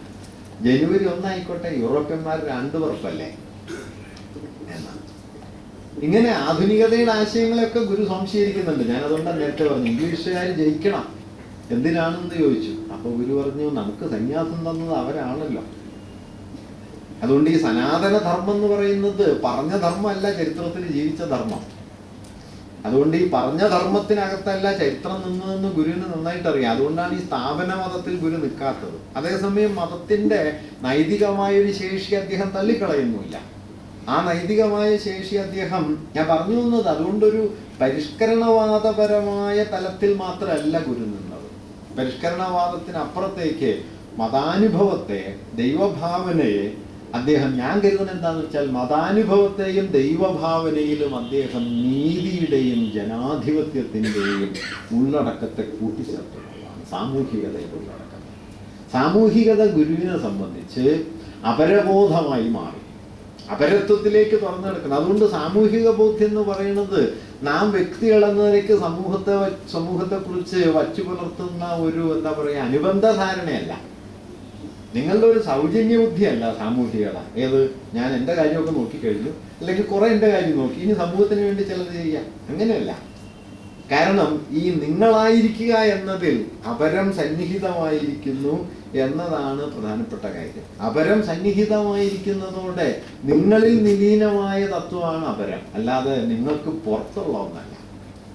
അതുകൊണ്ട് ആത്മതത്വത്തെ അപരത്വത്തിലേക്ക് ചേർത്ത് വെക്കുക വഴി. ഇപ്പൊ ആത്മോപദേശതകത്തിൽ എത്രയോ തവണ ഇത് കാണാം. പ്രിയം അപരപ്രിയം അവൻ പ്രിയം, സ്വകീയ പ്രിയം അപരപ്രിയം, ഇപ്രകാരമാകും നയം. അതിനാലെ നരന് നന്മ നൽകും ക്രിയ, ചെയ്യും ക്രിയ അപരപ്രിയ ഹേതുവായി വരണം. ഏതാണ് ശരിയുടെ മാനദണ്ഡം? എന്താണ് ശരിയുടെ മാനദണ്ഡം? ഇത്രയുള്ള അപരപ്രിയ ഹേതുത്വം, ആത്മപ്രിയത്വമല്ല, അപരപ്രിയ ഹേതുത്വം. നിങ്ങളല്ല, നിങ്ങൾക്ക് പുറത്തുള്ളതാണ്. അതുകൊണ്ട് അപരപ്രിയ ഹേതുത്വമായി നിങ്ങളുടെ ആത്മത്തെ കണ്ടാൽ, ആത്മസുഖത്തിന്റെ ആധാരതത്വമായ അപരപ്രിയ ഹേതുത്വത്തെ കണ്ടാൽ നിങ്ങളുടെ ദൈവബോധം അതിൽ തന്നെ സാമൂഹികമാവും. നിങ്ങളുടെ വ്യക്തിബോധം നിങ്ങൾക്ക് പുറത്തേക്ക് പോകും. അങ്ങനെ വ്യക്തിയെ വ്യക്തിയിൽ നിന്ന് മോചിപ്പിച്ച് ദൈവത്തെ അമൂർത്തമായ തത്വവിചാരത്തിൽ നിന്ന് മൂർത്തമായ ജീവിത സഹഭാവങ്ങളിലേക്ക് തുറന്നതാണ് ഗുരു കൊണ്ടുവന്ന ദൈവഭാവനയുടെയും മതദർശനത്തിൻ്റെയും വളരെ വ്യതിരിക്തമായ ഉള്ളടക്കം. അതുകൊണ്ട് തന്നെ ഗുരുവിൻ്റെ മതദർശനത്തിനകത്ത്, ദൈവദർശനത്തിനകത്ത് ആധുനിക ജനാധിപത്യത്തിൻ്റെ രാഷ്ട്രീയമായ ഉള്ളടക്കം സന്നിഹിതമായിരിക്കുന്നു. ഞാൻ രാഷ്ട്രീയമായ ഉള്ളടക്കം എന്ന് പറയുന്നത് ജീവിത ബന്ധങ്ങളെ പുനഃക്രമീകരിക്കാനുള്ള ഒരു പ്രേരണാശക്തി വാസ്തവത്തിൽ ഗുരുവിൻ്റെ ദൈവഭാവനയ്ക്കകത്ത് സന്നിഹിതമായിരിക്കും. വേറൊരു നിലയിൽ പറഞ്ഞാൽ ആത്മവും ബ്രഹ്മവും തമ്മിലുള്ള ഒരു വ്യവഹാരത്തിൽ നിന്ന് ആത്മവും അപരവും തമ്മിലുള്ള ഒരു വിനിമയത്തിൻ്റെ കഥയായിട്ട് ഗുരു ദൈവദർശനത്തെ കൊണ്ടുവരുന്നു എന്ന് പറയാം. അതുകൊണ്ട് ഏകം എന്ന് പറയുന്നത് ഗുരുവിനെ സംബന്ധിച്ച് ഒരു താർക്കികമോ ആയ സമ്പർക്കമല്ല, ഗുരുവിനെ സംബന്ധിച്ച് ഒരു അനുഭവതലാണ്. അനുഭവത്തിൻ്റെ ഈ അനുഭവതലത്തിലേക്ക് വന്നതോടെ ഗുരു ഈ ഏകത്തെ പരമാവധിയിലേക്ക് അദ്ദേഹം തുറക്കുകയും ചെയ്യുന്നുണ്ട്. ഇപ്പൊ ഗുരുവിന്റെ മതം എന്താണെന്ന് ചോദിച്ചാൽ ഒരുപക്ഷെ ഏറ്റവും കൗതുകമുള്ളൊരു വിശദീകരണമുള്ളത് ആലുവയിൽ 1924 സർവമത സമ്മേളനത്തിന്റെ സ്വാഗത പ്രസംഗത്തിൽ സത്യവ്രത സ്വാമികൾ നടത്തുന്ന ഒരു പ്രഭാഷണമുണ്ട്. ഗുരു വായിച്ചു നോക്കി സമ്മതം കൊടുത്ത പ്രഭാഷണമാണ്. നേരത്തെ പറഞ്ഞ പോലെ ഗുരു അധികം പ്രസംഗിച്ചിട്ടില്ല, ബാക്കിയുള്ളവരെ പ്രസംഗിച്ചുകൊണ്ടിരുന്നത്. അതിൽ അദ്ദേഹം സത്യവ്രത സ്വാമികൾ പറയുന്നുണ്ട്, ഈ ഇപ്പോ അലോപ്പതി ചികിത്സ കണ്ടുപിടിച്ചത് പാശ്ചാത്യരായ ക്രൈസ്തവരാണ്, ക്രിസ്ത്യാനികളാണ് എന്നതുകൊണ്ട് കേരളത്തെ ഹിന്ദുക്കൾ അലോപ്പതി ചികിത്സ സ്വീകരിക്കാതിരിക്കുന്നില്ലല്ലോ. ആയുർവേദം വയസ്കര മൂസതിൻ്റെതാണ് എന്നതുകൊണ്ട് മുസ്ലിങ്ങളോ ക്രിസ്ത്യാനികളോ ആയുർവേദ ചികിത്സ സ്വീകരിക്കാതിരിക്കുന്നില്ലല്ലോ. കുറച്ചുകൂടി കൗതുകമുള്ള ഉദാഹരണം പിന്നാലെയുണ്ട്. അഷ്ടാംഗഹൃദയം ബൗദ്ധഹൃതി ആയതുകൊണ്ട് ഏകാദശി നാളിൽ അഷ്ടാംഗഹൃദയം വായിക്കരുതെന്ന് മലയാള ബ്രാഹ്മണർ വിലക്കേർപ്പെടുത്തിയിട്ടുണ്ടെങ്കിലും ഏകാദശി ദിവസം വലിവ് വന്നാൽ അഷ്ടാംഗഹൃദയം നിർദ്ദേശിക്കുന്ന ധന്വന്തരം ഗുളിക കഴിക്കാൻ മലയാള ബ്രാഹ്മണരും മടിക്കുന്നില്ലല്ലോ.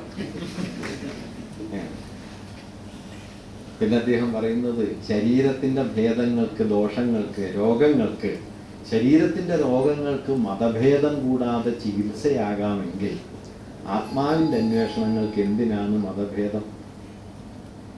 ഇതാണ് ഗുരുവിന്റെ തത്വം. ഇത് ശരീരത്തിന്റെ ഭേദങ്ങൾക്ക് മതഭേദം ഇല്ലെങ്കിൽ, രോഗങ്ങൾക്ക് മതഭേദം ഇല്ലെങ്കിൽ ആത്മാവിന്റെ അന്വേഷണങ്ങൾക്ക്, രോഗശാന്തിക്ക് മതഭേദമൊന്നും ആവശ്യമില്ല. അത് ഗുരു ഇരിക്കുന്നുണ്ട് സർവമത സമ്മേളനത്തിൽ. ഞാൻ പറഞ്ഞു വന്നത് ഇങ്ങനെ ഗുരുവിന്റെ മതം എന്ന് പറയുന്നത് മതത്തിന്റെ ഏകതയിലേക്ക് പോവുകയും ഈ ഏകതയെ അദ്വൈതാത്മകമായ ഏകഭാവനയോട് അദ്ദേഹം ചേർക്കുകയും ഈ ഏകഭാവനയെ അപരത്വം എന്ന് പറയുന്നതിലേക്ക് തുറക്കുകയും ചെയ്തു. അഖിലരും ആത്മസുഖത്തിനായി സ്വയം സകലവും ഇങ്ങനെ സദാപി ചെയ്തിടുന്നു എന്ന് പറയും. അങ്ങനെ ആത്മസുഖത്തിനായുള്ള പ്രയത്നം, പക്ഷെ പിന്നാലെ എന്തായി തീരണം? അവനവൻ ആത്മസുഖത്തിനാചരിക്കുന്നത് അപരന്റെ ഗുണത്തിനായി വരണം. ഈ രണ്ട് ശ്ലോകങ്ങൾ തൊട്ട് വരും. ആത്മസുഖത്തിനായാണ് പ്രവർത്തനം. ജഗതിയിൽ ഇമ്മതമേകം, ഇതാണ് മതം, ആത്മസുഖം. പക്ഷെ ഈ ആത്മസുഖത്തിൽ അപരത്വം വേണം. അല്ലാതെ കൈവരുന്ന ആത്മസുഖത്തിന് ഒരർത്ഥമില്ല. അപരഭാവന കൈവന്ന ആത്മതത്വത്തിന്റെ പേരെന്താണ്? അതാണ് കൃപാലുത. അയാൾ കൃപാലുവായിത്തീരും. അപരനു വേണ്ടി അഹർനിശം പ്രയത്നം, കൃപണത വിട്ട് കൃപാലു ചെയ്തിരുന്നു. പിന്നീട് കുമാരനാശാൻ കവിതയിൽ മനോഹരായിട്ട് അന്യജീവൻ ഉതകി സ്വജീവിതം ധന്യമാക്കും അമലേ വിവേകികൾ എന്ന്. വിവേകത്തിന്റെ വലിയ ഉത്തരം വരിക. ആ വലിയ വാക്യാണ് കേട്ടത്. ഞാൻ വിവേകം എന്നുള്ളതിന് മലയാളത്തിൽ ഏറ്റവും നല്ല വിശദീകരണം കേട്ടത് കുഞ്ചൻ നമ്പ്യാരുടെ ഒരു വരിക. ദാരിദ്ര്യം എന്തെന്നറിഞ്ഞവർക്ക് പാരിൽ പരക്ലേശ വിവേകമുണ്ട്. വിവേകത്തിന് നമ്പ്യാർ കൊടുത്തിടത്തോളം വ്യാപ്തി വേറെ ആരും കൊടുത്തിട്ടില്ല. പരക്ലേശ വിവേകം എന്നാണ്. എന്താണ് വിവേകം? പരക്ലേശബോധ. വലിയൊരാശയാണ്. ആശാൻ വേറൊരു നിലയില്. ഇപ്പൊ പിന്നെ അതെല്ലാം പോയി അപകടത്തിലൊന്നും പെടാതെ അവനവന്റെ കാര്യം നോക്കി നടക്കുന്നതിന്റെ പേരായി വിവേകം. ഒരാൾ വിവേകിയാണെന്ന് പറഞ്ഞാൽ മൂപ്പര് സ്വന്തം തടി കഴിച്ചിലാക്കി എന്നല്ലാതെ വേറെ വലിയ അർത്ഥമൊന്നും ഇട്ടില്ല. ഇത്ര അർത്ഥമൊക്കെ ഉണ്ടായിരുന്നു. ആശാന്റെ പത്രം അതായിരുന്നു, വിവേകോദയം. ഈ ആശാനെ നോക്കിയാൽ കാണാൻ കേട്ടോ, ഗുരു കൊണ്ടുവരാൻ ശ്രമിച്ച ഈ വഴിയൊക്കെ ആശാനിൽ കൂടി കലർന്ന് നിൽപ്പുണ്ടല്ലോ. ഒരു ഭാഗത്ത് പത്രം നടത്തുക, ഒരു ഭാഗത്ത് കവിത എഴുതുക, ഒരു ഭാഗത്ത് ഓട്ട് കമ്പനിയുടെ മാനേജറായിരിക്കുക. നാട്ടുകാരോട് മുഴുവൻ പല വിഷയത്തിൽ തർക്കിച്ചുകൊണ്ടിരിക്കുക. ഇതൊക്കെ ഒരേ സമയത്ത് ചെയ്യും. ആലുവ അദ്വൈതാശ്രമത്തിൽ താമസിക്കുന്ന സമയത്ത് ചോര ഓട്ട് കമ്പനിയുടെ മാനേജരാ. ചെറായിന്ന് പത്രം ഇറങ്ങുന്നു, ചിന്താവിഷ്ടയായ സീത എഴുതുന്നു. ഇതൊക്കെ ചെയ്യാണ്. ആ കാലത്തിന്റെ മുഴുവൻ എന്താ പറയുക ബലങ്ങളിലൂടെയും സഞ്ചരിക്കുകയാണ് ആശാൻ. അതിന്റെ വൈരുദ്ധ്യങ്ങളൊക്കെ ഉണ്ട്. ചിന്നസ്വാമിയായി തുടങ്ങി കുറെ കഴിഞ്ഞപ്പോൾ വിവാഹം കഴിച്ചു. 45 വയസ്സിലെ മറ്റാണ് ആശാൻ വിവാഹം കഴിക്കുന്നത്. ഞാൻ കണക്കൂട്ടി നോക്കിയപ്പോൾ ആശാൻ SNDP യോഗത്തിന്റെ സെക്രട്ടറി ആയ സമയത്ത് ഈ ഭാനുമതി അമ്മ ജനിച്ചിട്ട് പോലുമില്ല. ഞാൻ സ്ഥലത്തൊന്ന് കണക്കൂട്ടി നോക്കി. ഭാനുമതി അമ്മ പഠിക്കാൻ വന്നതാ. ഗുരുവിനോട് ചോദിച്ചു വിവാഹം കഴിക്കട്ടെ എന്ന് ചോദിച്ചു. ഗുരുവോ ചരിഷ്യാമി ശിവം ഗൃഹപ്രദം. ഗുരു തടസ്സമൊന്നും പറഞ്ഞില്ല. കല്യാണം കഴിച്ചാലില്ലെങ്കിൽ പ്രത്യേകിച്ച് വ്യത്യാസമൊന്നും ഇല്ല എന്നൊക്കെ ഗുരുവിനെ നന്നായിട്ട് അറിയാം. ഗുരു തടസ്സമൊന്നും പറഞ്ഞില്ല, കല്യാണം കഴിച്ചു പോയി. അങ്ങനെ പോയി. നല്ല തടസ്സമൊന്നുമില്ല. ചിന്നസ്വാമി പോയി ആശാനായി. ആ കാലത്തിന്റെ വരാനിരിക്കണ വലിയ മുഴക്കങ്ങളൊക്കെ ആശാനിൽ പിന്നെ തെളിഞ്ഞില്ല. ഞാനിപ്പോൾ എപ്പോഴും ആലോചിക്കും, ആശാൻ ലീല എഴുതുന്നത് ആദ്യ വാക്ക് എന്തൊരു വാക്കാണ്, പ്രണയപരവശേ ശുഭം എന്നാണ്. കേരളത്തിൽ ഒരു പെൺകുട്ടി അന്ന് പറഞ്ഞിട്ടുണ്ടാവില്ല പ്രണയം എന്ന്. ആശാൻ എഴുതാണ് പ്രണയപരവശേ ശുഭം. വരാനിരിക്കുന്ന കാലത്തിന് വേണ്ടി ആശാൻ എഴുതി. ചില വരികളൊക്കെ ഇപ്പോഴായിരിക്കും കൂടുതൽ അർത്ഥം. ചിന്താവിഷ്ടയായ സീതയിൽ സീത പറയും, പടിരാക്ഷസ ചക്രവർത്തിയൻ ഉടൽ മോഹിച്ചത് ഞാൻ പിഴച്ചതോ. വാസ്തവത്തിൽ ഇന്ന് കേരളത്തിൽ എല്ലാ പെൺകുട്ടികൾക്കും എല്ലാ ദിവസവും പറയാം. ആ മാതിരിയായി ഇല്ലേ? പടിരാക്ഷസ ചക്രവർത്തിയൻ ഉടൽ മോഹിച്ചത് ഞാൻ പിഴച്ചതോ. സൂര്യനെല്ലി കേസിന്റെ വിധി പറഞ്ഞപ്പോ ജഡ്ജി പറഞ്ഞത്, കുഞ്ഞെ നീ രക്ഷപ്പെടാൻ ശ്രമിച്ചില്ലല്ലോ എന്നാണ്. 45 ദിവസം ഉണ്ടായില്ലേ? അയാൾക്ക് വേണ്ടി വലിയ വലിയത്, അയാൾക്ക് വേണ്ടി വലിയ വലിയ പടിരാക്ഷസ ചക്രവർത്തി എന്നുടൽ മോഹിച്ചത് ഞാൻ പിഴച്ചത്. അദ്ദേഹം അത് വായിക്കൊന്നുമില്ല കേട്ടോ. എങ്കിലും ആശാന്റെ കവിതയുടെ ഒരു ഗുണം എന്താ വെച്ചാൽ കാലത്തിലൂടെ സഞ്ചരിച്ച് വലുതായ കവിതയാണ് ആശാന്റെ. ആശാൻ എഴുതി തുടങ്ങിയ കാലത്ത് ആശാൻ വലിയ കവിയാണെന്നൊന്നും ആരും സമ്മതിച്ചിട്ടൊന്നുമില്ല കേട്ടോ. അപ്പൊ വള്ളത്തോട് പറഞ്ഞത് ഈ പണ്ടിക്കറുപ്പം ധീവരന്മാരുടെ കവിയായിരിക്കണം, അതുപോലെ ഇഴവരുടെ ഒരു കവിയാണ് കുമാരൻ ആശാൻ. അത്രയും വള്ളത്തോള് എഴുതിയിട്ടുള്ളൂ. അവര് തമ്മിൽ അങ്ങനെ ഒരു വൈരുദ്ധ്യമുണ്ട്. ഇപ്പോ സ്വാതന്ത്ര്യം എന്ന് പറഞ്ഞുകൊണ്ടിരുന്നപ്പോ കുമാരനാശാൻ ചോദിച്ചു, എന്തിന് ഭാരത തരയെ കരയുന്നു? പാരതന്ത്ര്യം നിനക്ക് വിധികൽപ്പിതമാണ് തായേ. ജാതിയുടെ പേരിൽ മനുഷ്യന്മാർ ഇങ്ങനെ തമ്മിലടിക്കുന്ന രാജ്യത്ത് സ്വാതന്ത്ര്യം കൊണ്ട് ഒത്തു കാര്യം. വള്ളത്തോൾ അപ്പൊ ദേശീയവാദിയാണല്ലോ. വള്ളത്തോൾ കവിത എഴുതി, സഹോദരർ തമ്മിലെ പോരൊരു പോരല്ല, സൗഹൃദത്തിന്റെ കലങ്ങി മറിയല. സഹോദരന്മാർ തമ്മിൽ വഴക്കുണ്ടായി അതൊരു യുദ്ധമായിട്ടൊന്നും കാണണ്ട, സ്നേഹമായിട്ട് കണ്ടാൽ മതി. അത് വള്ളത്തോളിൽ അങ്ങനെ പറയാൻ പറ്റുന്ന ഈ വള്ളത്തോൾ നാരായണ മേനോനാണ്. ഈ അടി കണ്ടവനും അടി കൊണ്ടവനും തമ്മിലൊരു വ്യത്യാസമുണ്ട്. കണ്ടവന് സാഹോദര്യാന്ന് തോന്നുന്നു, കൊണ്ടവനൊരു സാഹോദര്യം ഇല്ല, കൊള്ളത് തന്നെ. അതാ വ്യത്യാസം. കണ്ടവന് സാഹോദര്യാണെന്നൊക്കെ പറയാം. അവര് തമ്മിൽ അങ്ങനെയുണ്ട്. ഇപ്പൊ വള്ളത്തോള് പട്ടും വളയും കൊടുത്തപ്പോ വേണ്ടെന്ന് വെച്ചു. ജോർജ് ആറാമിന്റെ പട്ടും വളയും വേണ്ടെന്ന് വെച്ചു. ആശാൻ പട്ടും വളയം സ്വീകരിച്ചിട്ട് ഈ വളയിട്ടിട്ട് പട്ടെല്ലാം പൊളിച്ചിട്ടുള്ള ഫോട്ടോ ആണല്ലോ ആശാന്റെ ഫോട്ടോ. അത് ചെറിയൊരു അടയാളമല്ല. നിങ്ങളുടെ ഈ പരമാധികാരിയായ ചക്രവർത്തി തന്ന പട്ടും വളയാണ്. അത് ദേശീയതയുടെ തന്നെ അടയാളമാണ് കേട്ടോ. നമ്മൾ ആശാനെ ദേശവിരുദ്ധനായിട്ടൊന്നും കാണണ്ട, ദേശീയതയുടെ അടയാളമാണ്. കാരണം ഈ ദേശത്ത് ഈ ദളിതനായ മനുഷ്യന്, ജാതിമർദ്ദനത്തിന്റെ ഇരയായ മനുഷ്യന്റെ അന്തസ്സിന്റെ അടയാളം എന്താണ്? അവന്റെ സ്വാതന്ത്ര്യം ഏതാണ്? ഈ ചോദ്യം വേറൊരു ചോദ്യമാണ്. അത് ഗാന്ധിക്ക് അന്ന് തിരിഞ്ഞിട്ടുള്ള ചോദ്യമല്ല. ഗാന്ധി എഴുതിയത് ഈ ജാതി എന്ന് പറയുന്നത് ഹിന്ദു മതത്തിനകത്ത് വെച്ച് പരിഹരിക്കാനാണ്. അംബേദ്കർ പറഞ്ഞെന്താ വെച്ചാൽ ഈ ഹിന്ദു മതം എന്ന് പറഞ്ഞാൽ തന്നെ ജാതിയാണ്, വേറൊന്നുമില്ല. ഹിന്ദു മതം അവസാനിച്ചാൽ ജാതി അവസാനിക്കും, ജാതി അവസാനിച്ചാൽ ഹിന്ദു മതം അവസാനിക്കും. അല്ലാതെ ഇത് അതിന്റെ അകത്ത് വെച്ച് തെറ്റ് ചെയ്യാൻ പറ്റുന്ന ഒരു കാര്യമല്ല. അത് വാസ്തവമാണ് കേട്ടോ. ഈ ജാതി ഹിന്ദു മതം ഉള്ളിടത്തോളം കാലം ജാതി തെറ്റ് ചെയ്യാൻ പറ്റില്ല. മറിച്ച് നമുക്ക് ഇതൊക്കെ തത്വം പറഞ്ഞുകൊണ്ടിരിക്കാം, ഏത് ഏകമാണ് അദ്വൈതാണെന്നൊക്കെ പറഞ്ഞുകൊണ്ടിരിക്കാം. പക്ഷെ ആളെ വീട്ടിൽ കയറ്റൂല, അദ്വൈതമൊക്കെ ശരിയാണ്. അതുകൊണ്ട് വേണ്ടം പറഞ്ഞത് ഇത് പറഞ്ഞിട്ട് എത്ര കാലമായി, ഭരിക്കുന്നില്ലല്ലോ. വിവേകാനന്ദം പറഞ്ഞിട്ടും ഭരിച്ചില്ല. കാരണം ജാതി എന്ന് പറയുന്ന ഒരു സാമൂഹിക യന്ത്രം പ്രവർത്തിക്കുന്നത് മതത്തെയൊക്കെ എത്രയോ ആഴത്തിൽ റദ്ദാക്കിക്കൊണ്ടാണ്. അത് വേറൊരു കാര്യം, ഞാൻ അതിലേക്ക് വരികയല്ല. അപ്പൊ ഞാൻ പറഞ്ഞത് ഗുരുവിന്റെ മതത്തിൽ ഈ അന്തിമമായി ഈ അദ്വൈതം എന്ന് പറയുന്നതിനെ അദ്ദേഹം എവിടെ എത്തിച്ചു എന്നുള്ളതാണ് പ്രധാനപ്പെട്ട കാര്യം.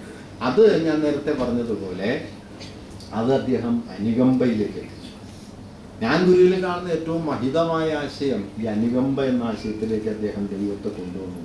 മതാനുഭവത്തിന്റെ കാതലിനെ കരുണ, കൃപ എന്നൊക്കെയുള്ള വാക്കുകൾ കൊണ്ട് അദ്ദേഹം ഇത് വിശദീകരിക്കുന്നുണ്ട്. ഈ വാക്കുകൾക്കൊക്കെ ഒരു കുഴപ്പമുണ്ട്. ഇപ്പോൾ പറഞ്ഞു പറഞ്ഞ അർത്ഥം പാഴായി പോയ വാക്കാണ് ഈ കരുണ എന്നൊക്കെ പറഞ്ഞ്. ഇപ്പൊ നമ്മൾ കരുതുന്നത് എന്താ വെച്ചാൽ നമ്മുടെ ഒരു സൗജന്യ ബുദ്ധിയാണെന്നാണ്. ഗുരു അങ്ങനെയല്ല ഉദ്ദേശിച്ചിട്ടുള്ളത്. നാമായിരിക്കുന്നതിന്റെ ആധാരമായ നാം അല്ലാത്തവരിലേക്ക് നമ്മെ തുറന്നു വയ്ക്കുന്നതാണ്. നാം ആയിരിക്കുന്നതിൻ്റെ, നമ്മുടെ അഹത്തിൻ്റെ ആധാരമായ അപരത്തിലേക്ക് നാം തുറന്നു നിൽക്കുന്നതാണ് കരുണ. ആ നിലയിൽ അതൊരു പൊളിറ്റിക്കൽ ആശയമാണ്. ഞാൻ പൊളിറ്റിക്കൽ എന്ന് പറയുന്നത് എന്താ, ലാർജർ സെൻസ്.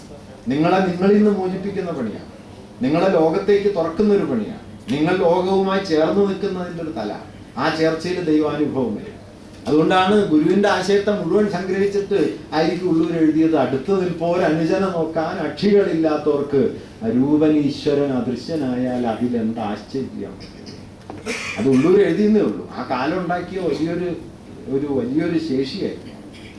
അപ്പൊ ആ ഒരു തലത്തിലേക്ക്, അതുകൊണ്ടാണ് ഇപ്പോ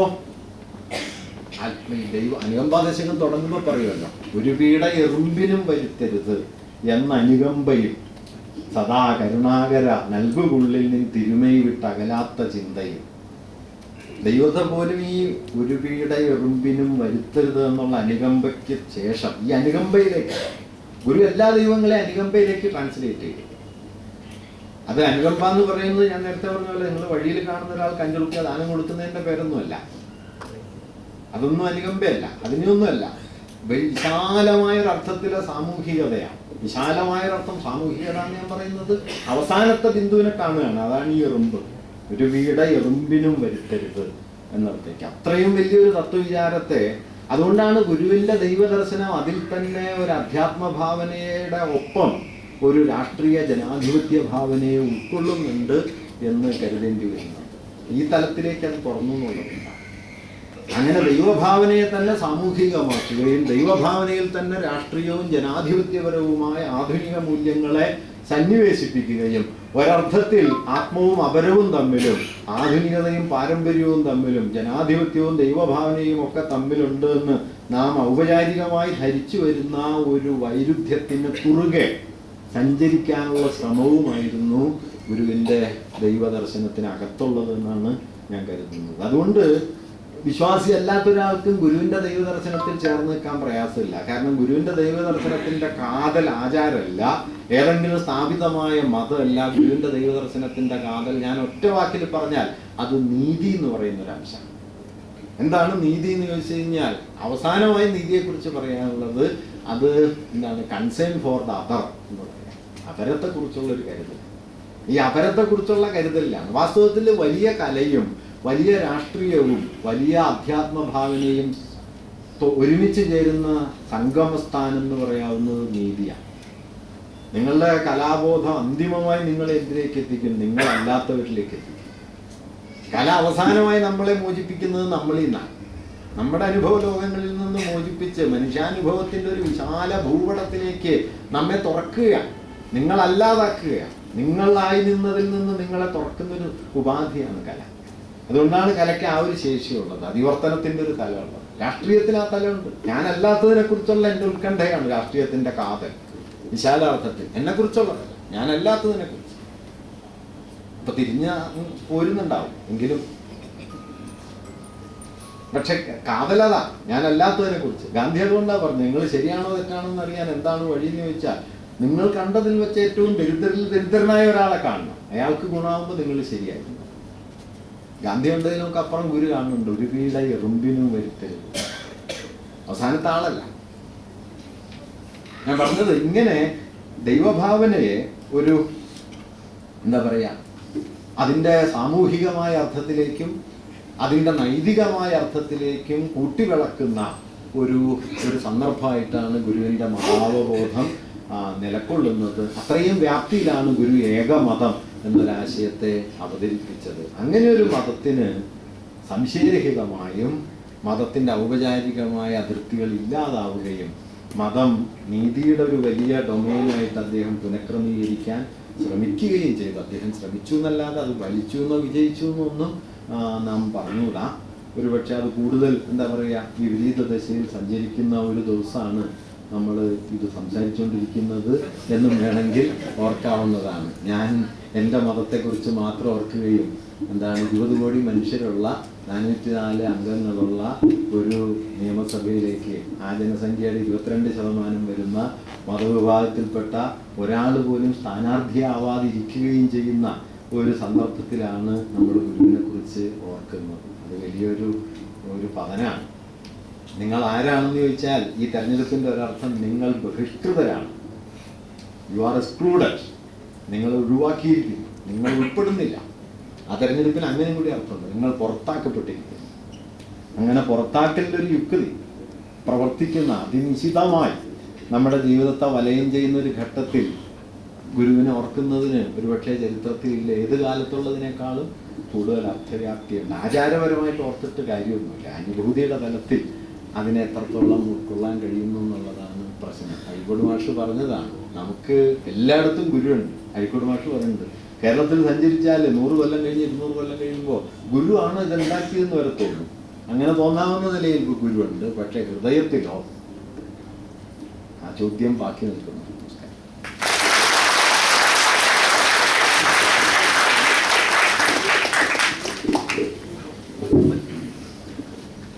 ഗുരുവിൻ്റെ മതനിരപേക്ഷ ദർശനങ്ങളെ സമകാലീന വസ്തുതകളുമായി പോലും കൂട്ടിച്ചേർത്തുകൊണ്ട് വളരെ സുചിന്തിതവും അർത്ഥപൂർണവുമായ ഒരു പ്രബന്ധം ആണ് നാം ഇപ്പോൾ കേട്ടത്. ഇതിനോട് നിങ്ങൾക്ക് എന്തെങ്കിലും പ്രതികരിക്കാനുണ്ടെങ്കിൽ ക്ലാരിഫിക്കേഷനോ ചോദ്യങ്ങൾക്കോ ഒക്കെയുള്ള സമയത്തെ ഇടവേളയാണ്. ആർക്കെയും ചോദിക്കാം.